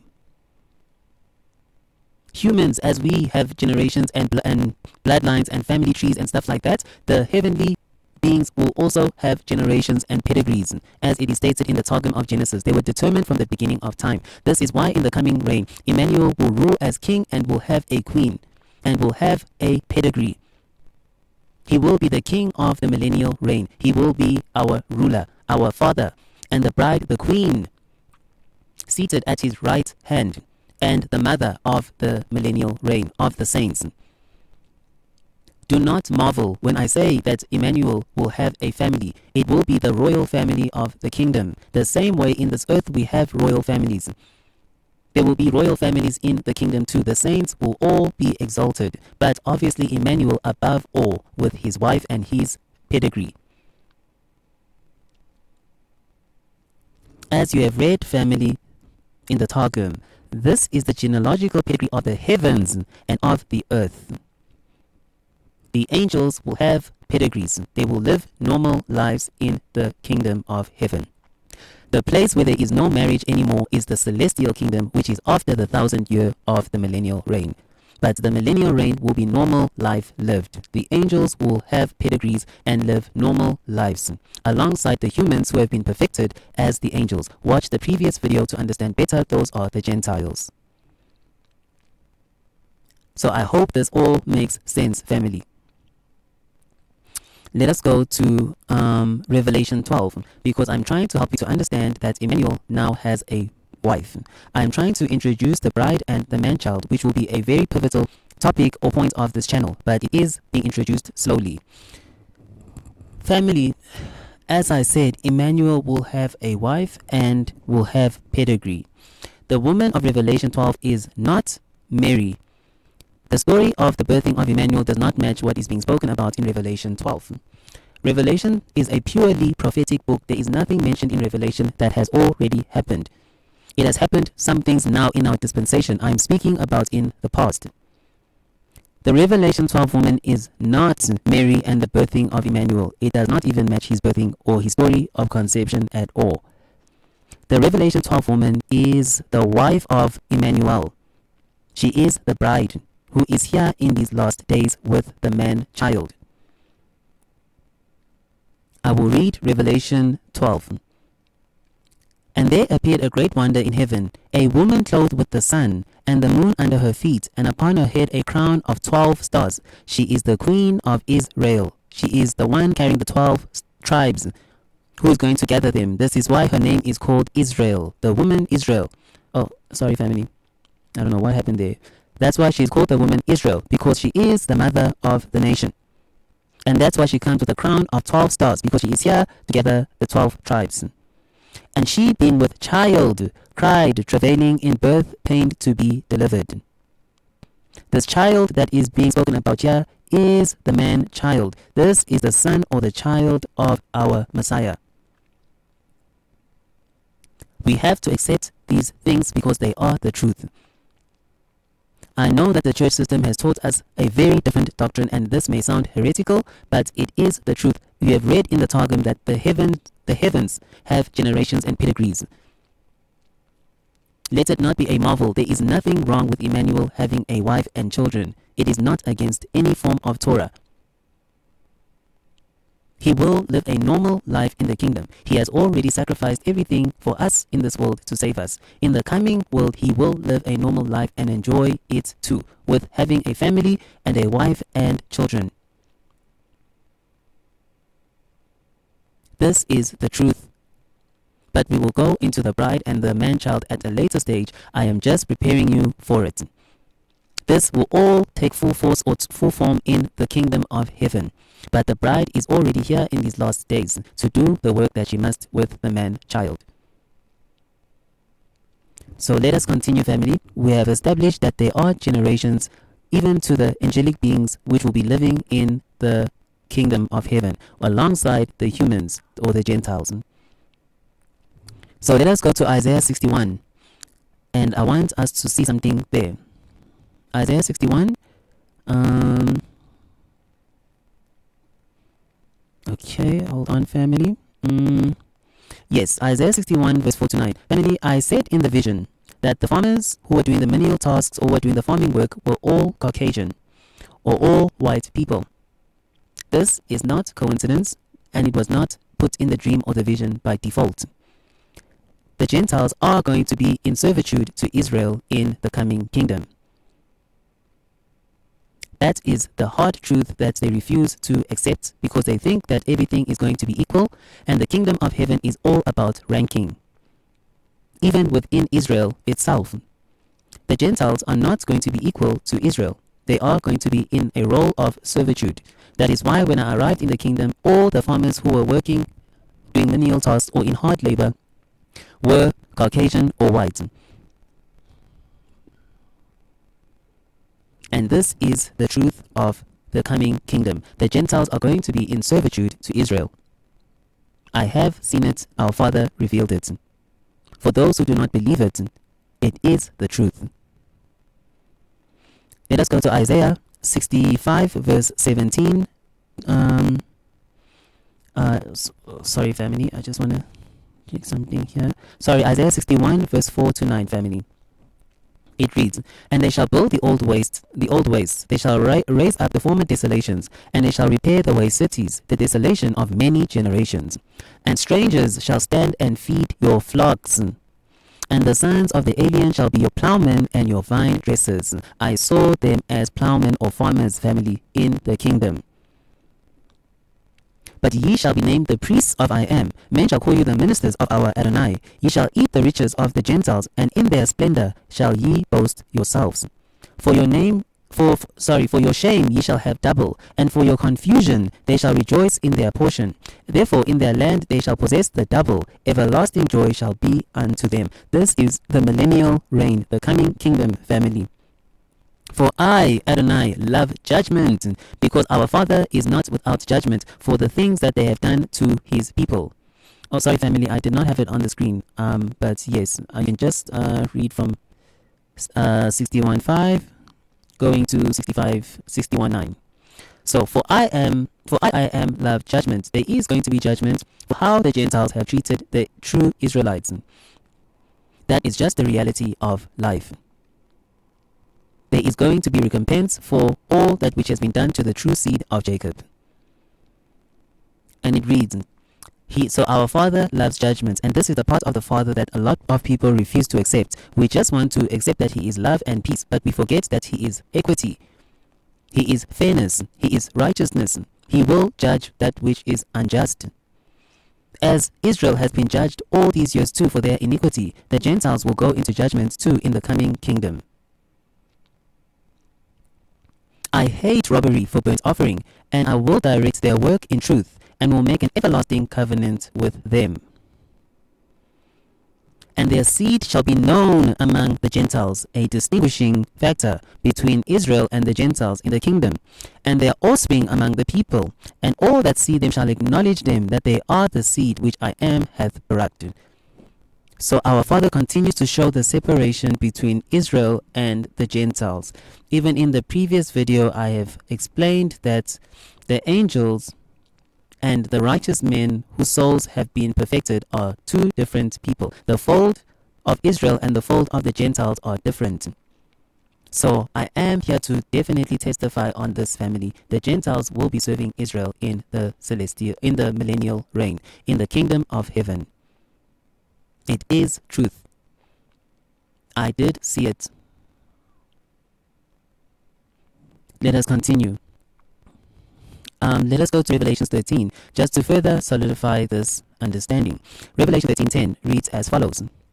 "He that leadeth into captivity shall go into captivity." And we know that the true children of Israel are currently under captivity and have been under captivity since our Father permitted us to go into captivity for our transgressions. But we have been led into captivity. Therefore, those who have led us into captivity will go into captivity too in the coming kingdom. "He that killeth with the sword must be killed with the sword." Here is the patience and the faith of the saints. So the thing that we need to do, family, is to be patient. You are not to run around and telling Gentiles that they need to bow before you and be in subjection to you like the Hebrew Israelites. It is not yet time for that.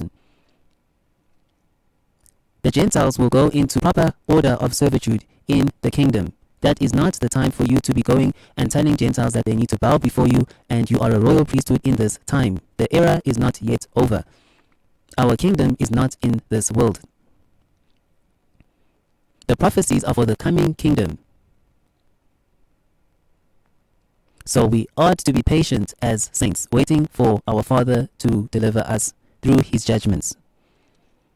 So I hope this has all made sense. Now, family, are very, very beautiful and interesting parts of the millennial kingdom. I had said earlier, the millennial kingdom is not 1,000 human years. It is far longer. When our Father said in Isaiah that they shall get double for their pain, he is not joking. For our shame, we will receive double. It is not even double, it is more than double. You're about to see the true duration of the millennial reign.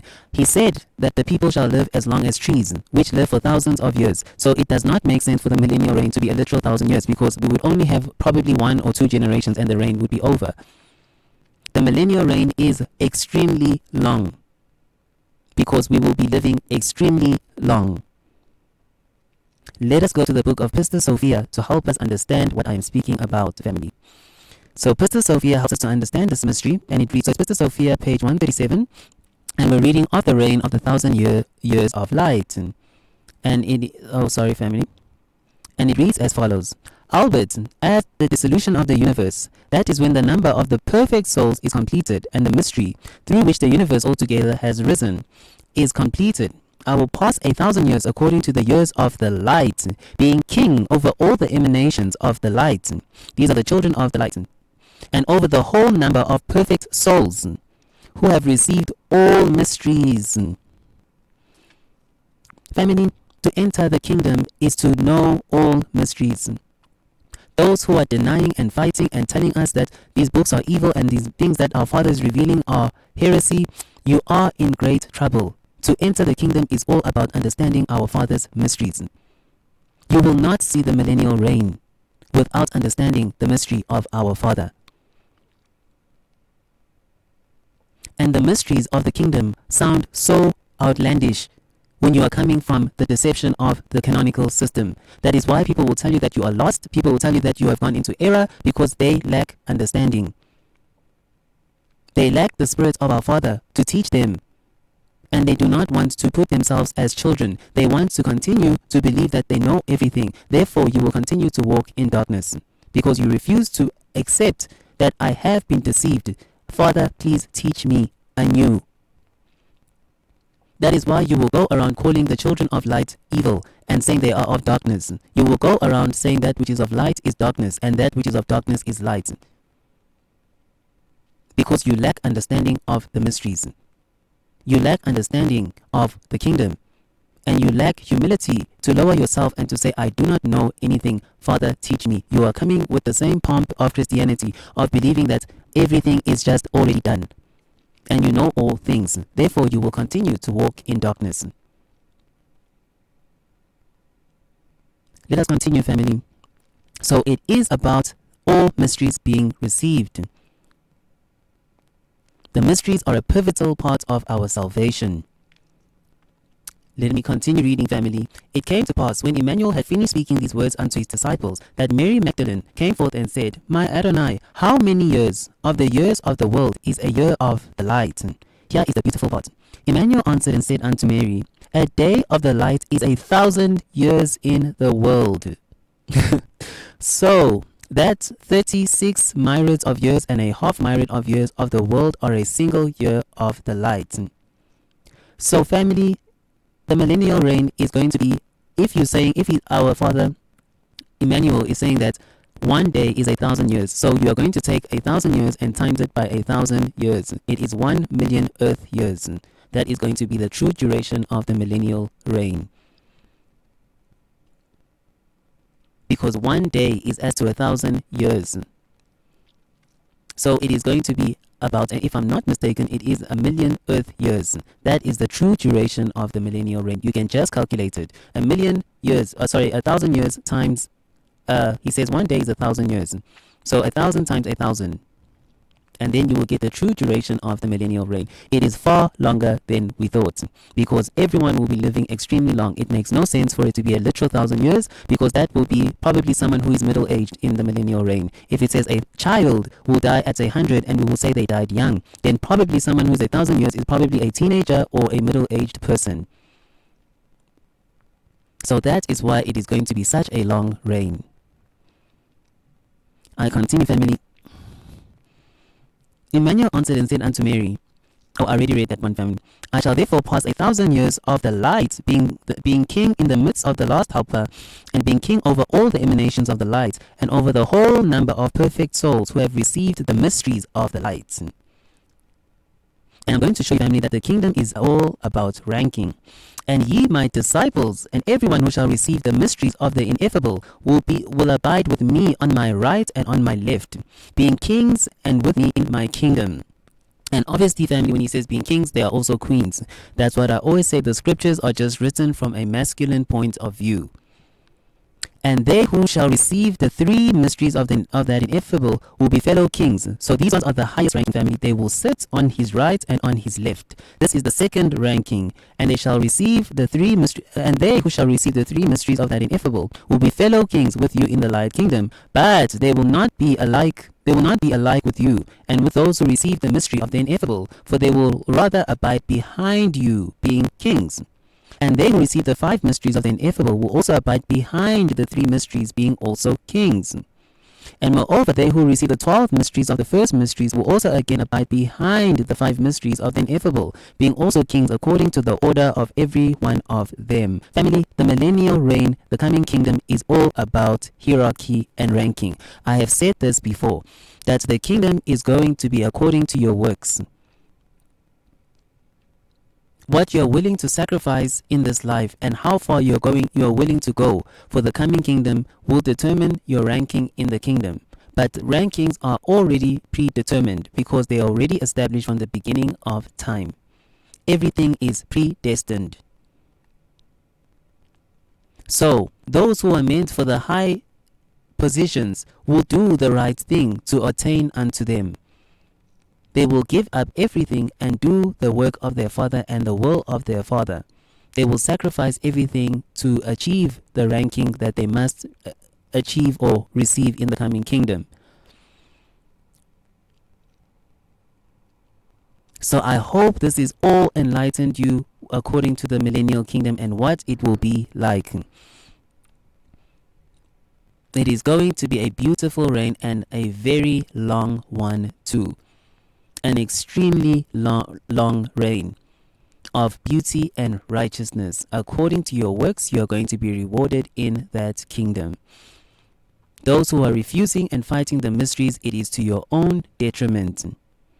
Because even when you read in, let us go there, I did not plan to add this one, family, but it is just interesting because it is right there in our eyes, in our scriptures too. If we go to Revelations 10, which is which was in the previous video, it says something that is significant here. It says, Revelations 10:7, but in the day of the voice of the 7th angel, when he shall begin to sound, the mystery of I am should be finished.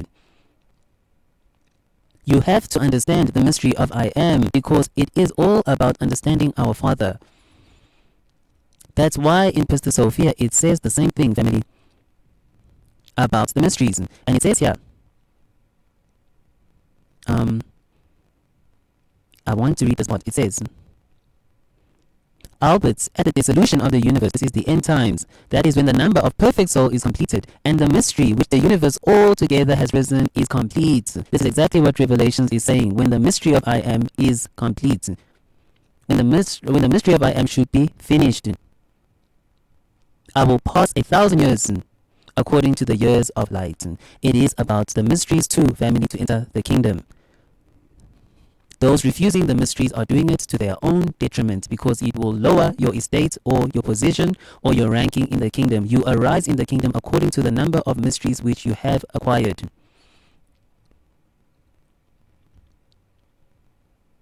So I hope this has all made sense, family. Now, the last point that I want us to focus on in terms of the millennial reign is that not everyone is going to make it to the millennial kingdom.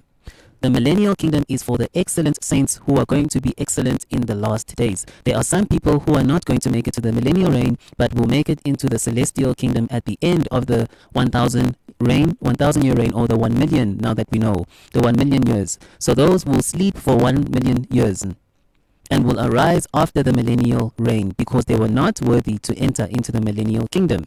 Some will be cast into fire, and some will enter into the celestial kingdom. This is the great white throne judgment at the end. But I'm going to show you that not everyone is going to make it to the millennial kingdom, because this is a great reward and honor for those who were steadfast in the times of tribulation and through the ages. I tell you, family, that we have lived multiple lives, and the elect have been at work for 6,000 years.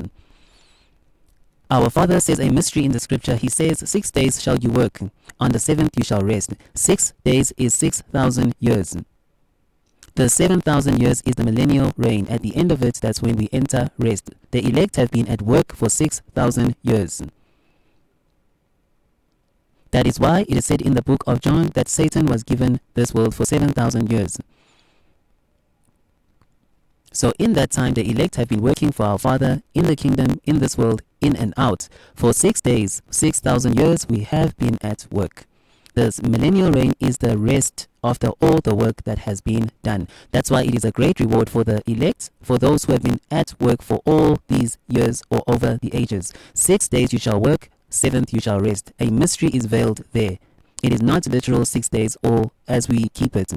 It also hides the mystery of 6,000 years, which the elect or the angels of the kingdom have been at work. So I hope this makes sense, family. I'm so sorry, family. My tablet died. Just hold on 2 seconds. I just have to charge it.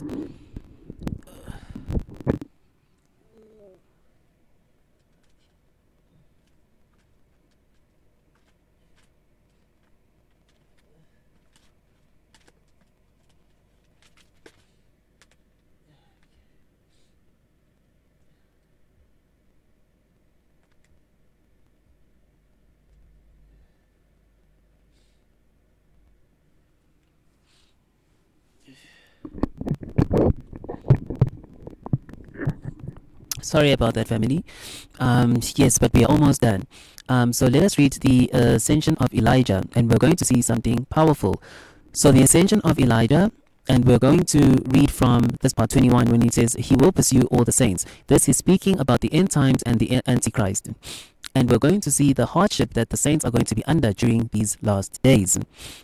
It reads as follows. He will pursue all the saints, and then the priests of the land will be brought back bound. He will kill them and destroy them, and their eyes will be removed with iron spikes. He will remove their skin from their heads. He will remove their nails one by one. He will command that vinegar and lime be put in their nose. Terrible, terrible things that the saints are going to undergo in these last days. Now these who are unable to bear up under the tortures of that king, who is the Antichrist, will take gold and flee over the ford to the desert places. They will lie down as one who sleeps. Adonai will receive their spirit and their soul to himself. Their flesh will petrify. No wild animal will eat them until the last day of the great judgment. This is after the millennial reign. And they will rise up and find a place of rest. So they are not going to go to hell, family. They just are going to not make the millennial reign, but they will not be in the kingdom of the Messiah, as those who have endured, because Adonai said, I will grant them to sit I shall grant them that they sit on my right hand. They will receive favor over the others, and they will triumph over the sons of lawlessness, and they will witness the dissolution of heaven and earth. These are the ones who will endure. They will receive thrones of glory and crowns. The 60 righteous ones who are prepared for this hour will hear. So this helps us to understand, family, that not everyone is going to make the millennial reign. You can miss the millennial reign and still make the celestial reign, because it says that our Father will still receive their spirit and they will find rest. I will raise them up and they will rise up and find a place of rest. But they will not be in the kingdom of Messiah, as those who have endured, because Adonai said, I will grant to them that they sit on my right hand. So this is very, very powerful to understand, that you can go into the celestial kingdom, but not be in the millennial reign. You will be asleep for the 1 million earth years, or for the 1,000 years of light, which Immanuel will be reigning as king. And then you will resurrect after that time for the great final judgment. This is to now enter into the celestial kingdom, which is where we are living as angels. There is no more marriage nor being given into marriage anymore. You are living as celestial beings, our original state from the beginning of time, where we were angelic beings in the spirit. I hope this makes sense, family. The millennial reign is for the elect of the elect. It is for the conquerors of the conquerors. It is for the warriors of the warriors. It is for the most excellent of the saints, of the chosen. They will enter into that reign and have thrones and rulership and be kings and live in great splendor that we cannot even begin to describe. Those who cannot withstand the beast system and the Antichrist and the tortures and the things that are coming in this end times will not all be lost. Obviously, if you take the mark of the beast, it is a wrap for you. But those who will not be able to withstand the tortures, they will escape or flee into the desert and will be asleep there. They will be petrified until after the millennial reign. And then they will rise and find rest, because they would have still suffered too, but they just could not endure until the end. So not everyone is going to make the millennial reign. The millennial reign is for the overcomers of overcomers, the A+ students.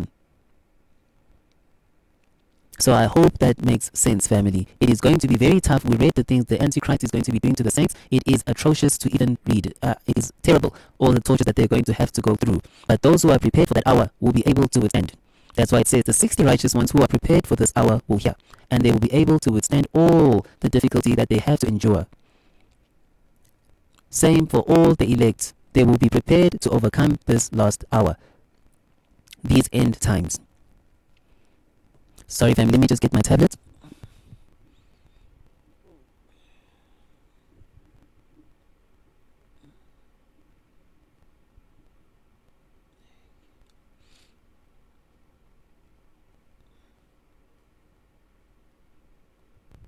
Alright, family. So all praises, because we have reached the part of the celestial kingdom. And the celestial kingdom is not difficult to understand at all, because we already know that the celestial kingdom is just the spiritual realm. That is where the celestial or the spirit beings are. That is where the throne of our Father is. And I'm going to share 2 visions to help you understand the celestial realm. I have explained the matrix, this earth, everything about it. I've explained the kingdom of heaven, paradise or Zion or Eden, which is in the 3rd heaven, and life there and how it will be, the duration of it, and how everything will be set up. Other mysteries are still to be unveiled when we get there. We can just speak about what our Father reveals as we prophesy in parts. But now the celestial kingdom is something else. That is the final end goal. That is where everything will go back to, which is the spirit realm. So I will share 2 visions to help you understand this better, family. The first vision, it was not even a vision, family. It was an out-of-body experience. I was laying, it was probably about 4 or 5 years ago. And I remember I was laying in bed. And all of a sudden, my soul or my spirit was pulled out of my body. And I was floating over our neighborhood. And family, I was not asleep. I was fully conscious. My spirit was floating above the whole neighborhood. I could see everything as I see it in real life, as it is. And Immanuel appeared in the clouds and spoke to me. I will not say all the things that were spoken, but I was fully awake and conscious. All of a sudden, my spirit shot up at alarming speed, and then I found myself in front of a throne, a huge throne with steps. And in front of the throne were these pods. And I was in the middle pod, and to my right were 2 angels, and to my left were 2 angels. And we were in front of a huge throne. The place was very ethereal or spiritual. I cannot even explain it. It was like a silver type of hue. It was just the spirit realm. I know it because I've seen it multiple times when I'm in the spirit realm. It is the spirit realm, the celestial realm. I have said it even in the video of the protocol of heaven, that in that vision I knew I was in the spirit realm. It is the celestial kingdom. It looks very ethereal and spiritual. I cannot explain it to you perfectly, but everything is ethereal. And I was standing before this, I was on a pod with 2 angels to my left and 2 to my right, and there was an empty throne in front of us, a huge throne. And these angels were worshipping, but the worship was not how you expect it to be, as you said, in this world. They were dancing. It was like a synchronized dancing, and they were all in perfect harmony. They did the exact same movements at the same time. It was like this twirling motion that they did of worship in front of this throne, and then they would all come down at the same time. I looked to my right, I looked to my left, I saw them do it once, and then I did the exact same thing that they did. I worshipped the same way that they did. And then all of a sudden I was taken back. Other things happened in the vision, family, which I will not share. But that is kingdom celestial. It is when you are angelic in your nature and you are not human anymore. You are in the spirit realm. You are at the place of the throne of the Father, because he is spirit. That's why the throne was empty, because he cannot be seen. He is invisible. That is the realm of spirits that we will go to after the millennial reign. So that is one experience that I had of being taken to the spirit realm, and I was there, and it was like I was worshipping. I saw the angels worship, and then I emulated them or copied them, and I was able to be in perfect synchronization with them. That is kingdom celestial, family. You worship the Father, and even when I was worshiping the Father, family, the feeling that I had was the most beautiful. I cannot even explain it. It is beyond euphoric. To worship the Father is not just you doing it for nothing. There is, for you yourself, there is benefit. I wanted to worship forever and ever and ever. This is why the angels worship him constantly without tiring, because the feeling that you feel is out of this existence, family. That is why they cry, holy, holy, and worship him always. This is kingdom celestial. You are before the throne. You are worshiping the Father. It is a spiritual life that is being lived. This is heaven. So it is the matrix. It is the kingdom of heaven, which is still life like on earth, but perfected and better and 10 times more than you can ever imagine. And then it is the celestial reign after the 1,000 years of the millennial reign, which we return to spirits and live as angels again, where we are worshiping the Father and doing things that we will only know when we get there. The celestial life is very, very veiled because it is so far into the future.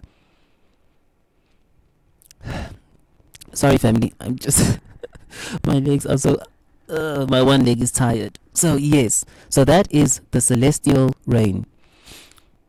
And then again, I will share one more vision, which will also show you how powerful these extra books are. And in this vision, I will actually read from the book. So, and this is a vision that I had about, it wasn't probably about 3 to 4 years ago now, because I was still in Israel.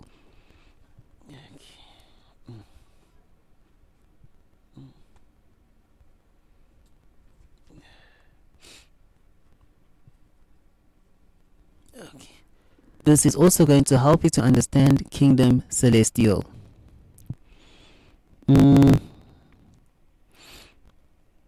So I will read from here. As I ascended, it felt... okay, let me read. I saw the first heaven, then the second, where the hosts of evil are kept. They were in turmoil, yet it's when I got there that I stopped and was presented with another worldly keypad, which I had to key in the correct combination in order to proceed. To my utter shock, I knew exactly what blocks to move around to key in the correct combinations, like someone who had done this 1,000 times before. After keying in the combination, my spirits would continue the journey, ascending higher and higher, each heaven requiring the same otherworldly keypad to be completed before proceeding. Yet, with every level, I knew exactly what to key in. So, family, this is a testament to the ascension of Isaiah. Those who know the ascension of Isaiah know that, I will read it anyway, that when Immanuel was coming down into this world, it says that he had to present passcodes at the different gates of the heavens. Family, when I had this experience, I did not even know that a book, Ascension of Isaiah, existed. This is why I say that these extra books are real. Because in this experience, it was also an out-of-body experience. As I was ascending through the different heavens, it was like there was this keypad, but it had like I had to move things around and to key in the correct things in order to proceed moving higher into the higher heavens. And somehow I knew what to key in until I reached the throne. Again, I found myself bowed before a throne of light, and I was on my knees. That is kingdom celestial, where the throne is. It is not anything like the physical world. It is purely spiritual. So that is the difference between this world, the kingdom of heaven, and the celestial realm. The celestial realm is purely celestial or spirit. It is spirit beings. That is where the throne is. You always go before the throne when you go into the celestial realm. It is where the throne of our Father is. And the Lamb also will be. So, to further testify to what I am saying about the keypad as I was ascending the heavens, you will see it here. So this is when our Father had told Immanuel that when he was descending into this world, he should change himself like the forms of the angels. But I am trying to show you the part of the different keypads or gates or passwords that he had to provide as he was going down. And I was doing the same, but I was ascending up into the kingdom. It was the opposite of what was happening with Immanuel. This is kingdom celestial. And I saw when he had descended into the fifth heaven that the fifth heaven made him, that he made himself like unto the form of the angels there, and that they did not praise him nor worship him, for his form was like unto theirs. And when he descended to the fourth heaven, he made himself like unto the form of the angels there. And when they saw him, they did not praise him or laud him, for his form was like unto their form. And again I saw when he descended into the third heaven, he made himself like unto the form of the angels in the third heaven, which is the kingdom. And those who kept the gate of the third heaven demanded the password, and Yahuwah gave it to them in order that he should not be recognized. And when they saw him, they did not praise or laud him, for his form was like unto their form. And again I saw when he descended into the second heaven, and again he gave the password there. Those who kept the gate proceeded to demand, and I am who I am, demand, and I am gave, and I am to give. And I saw when he made himself like unto the form of the angels of the second heaven, which is where the chaos is, that they saw him and they did not praise him, for his form is like unto their form. And again I saw when he descended into the first heaven, and there also he gave the password to those who kept the gate, and he made himself like unto the form of the angels who are on the left of that throne, and they neither praised or lauded him, for his form was like unto their form. So this family I am showing. Oh, I'm so sorry, family, I didn't have it on the screen, but it is just the ascension of Isaiah, all of this part. You can read it at own leisure. It is ascension of Isaiah, PDF 39. You can start by 20. This is where I started. But I am showing this to show that this is an example of kingdom celestial. It is where we will be living as angels, the highest heaven being the seventh heaven. That is where Immanuel is, and the throne of our Father is. That is kingdom celestial. And to finish off, family, we're going to finish off at Revelations. Hold on 2 seconds.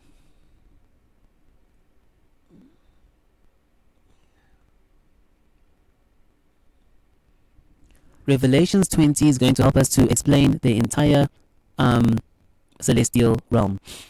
So let us, and the whole story of what happens. So Revelations 20 helps us. It reads, Satan bound. And I saw an angel come down from heaven, having the keys of the bottomless pit and a great chain in his hand. And he laid hold on the dragon, that old serpent, which is the devil and Satan, and bound him 1,000 years. So in the 1,000-year reign, there is no Satan. But we still saw that people will still be in iniquity. And family, that is another part or purpose of the 1,000-year reign. It is to also show that man is wicked on their own. People can choose to be evil on their own. Satan will be bound and people will still not be in the right heart, some of us.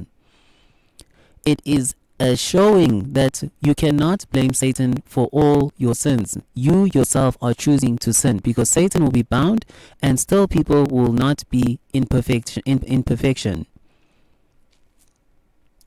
So I hope this is also making sense. That is also one of the points of the millennial kingdom, that we cannot be blaming Satan for everything. We ourselves are making choices which are contrary to our Father's will. That's why at the end, when he's released to deceive, he will be able to deceive so many, because their hearts are not going to be right. Our Father will never take away our free will. You have a choice always whether you want to serve him or not. Even in the millennial or the celestial kingdom, you will never be usurped or you'll have your free will taken away from you. I continue, family. And cast into the bottomless pit, and shut him up, and set a seal upon him, that he should deceive the nations no more. So the 1,000 years should be fulfilled, and after that he must be loosed a little season. I saw thrones, and they sat upon them, and judgment was given unto them. And I saw the souls of them that were beheaded for the witness of Immanuel, and for the word of I am, which had not worshipped the beast, neither the image, neither had received his mark upon their forehead, nor in their hand. And they lived and reigned with Messiah 1,000 years. That's what I was saying, family. The millennial reign is for the true overcomers, the A students. But the rest of the dead live not again until the 1,000 years were finished. This is the first resurrection, which is what I was saying. Not everyone is going to make the millennial reign. The millennial reign is for the overachievers. Barak and holy is he that hath part in the first resurrection, which is the millennial reign. On such the second death hath no power, but they shall be priests of I am and of Immanuel, and shall reign with him 1,000 years. These are the elect, family. The elect will not experience the second judgment, the end time final great white throne judgment. They don't have to worry about it. Those in the millennial reign do not have to worry about the white throne judgment.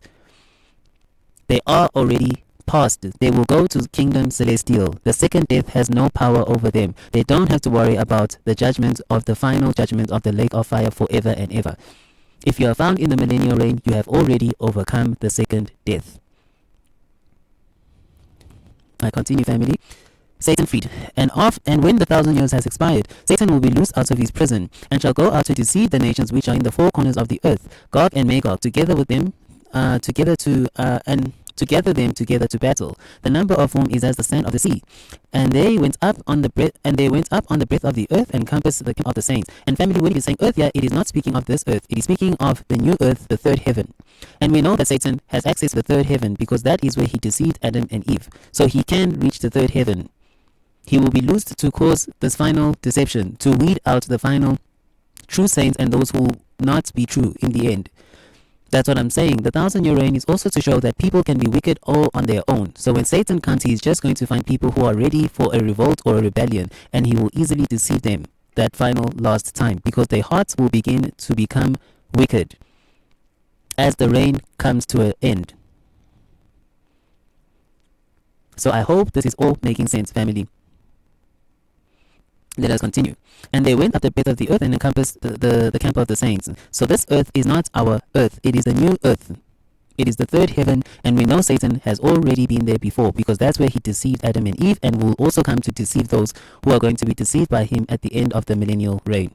And the camp of the saints, encompassed the camp of the saints about, and the beloved city, which is Jerusalem. And fire came down from I am out of heaven, and devoured them, a quick judgment. And the devil that deceived them was cast into the lake of fire and of brimstone, where the beast and the false prophet are, and shall be tormented day and night forever and ever. And we know the beast and the false prophet have already been there. At the end of the 7 years of tribulation, they will be thrown into the lake already. So Satan will join them at the end of the millennial reign. Judgment at the throne of I am. And I saw a great white throne, and him that sat on it, from whose face the earth and the heavens fled away, and there was found no place for them. And I saw the dead, small and great, stand before I am, and the books were opened. And another book was opened, which is the book of life. This is the final judgment after the millennial reign. And the dead were judged out of those things which were written in the books according to their works. These are the ones who did not go to the millennial reign. They will rise to be judged, some to everlasting life, and some to eternal damnation. And the sea gave up the dead which were in it, and the dead, and death and hell delivered up the dead which were in them. And they were judged every man according to their works. And death and hell were cast into the lake of fire. This is the second death after the millennial reign, and whosoever was not found written in the book of life was cast into the lake of fire. So that brings us to an end, family. After that judgment, then we return to celestial life. And after that, we do not know yet what our Father has in store for us, but he will keep us busy and entertained for all eternity. We do not have to worry about that. We will spend all eternity learning about his majesty, his power, and splendor. So that is the truth, and that is the whole setup, family, of this world, the matrix, which will end in fire, the coming reign, which is the kingdom of heaven in the third heaven, in Zion, in Eden, the kingdom of heaven, and then the celestial reign, which is a spiritual life, where the throne is of our Father. I have shared dreams, visions to help you understand all of everything, family, and different books and scriptures to help you to be fully equipped and to understand all things with regards to these three dimensions, so that you are never confused between this life, the kingdom to come, and the heavens or the celestial realm. I hope that this has all helped, family. Thank you, family, for everything. I have to go also. It is the day of preparation, and we have to prepare, and it is cold here. I have all the windows open because it was still light, so I am very, very cold. So shalom, shalom, my beloved family. If there are any questions further, you are welcome to ask. So until we meet again, family, I will say Shabbat Shalom in advance to all tomorrow who will be keeping Shabbat. And I will see you when I see you again, family. I'm sending all of my love. Shalom, shalom, shalom.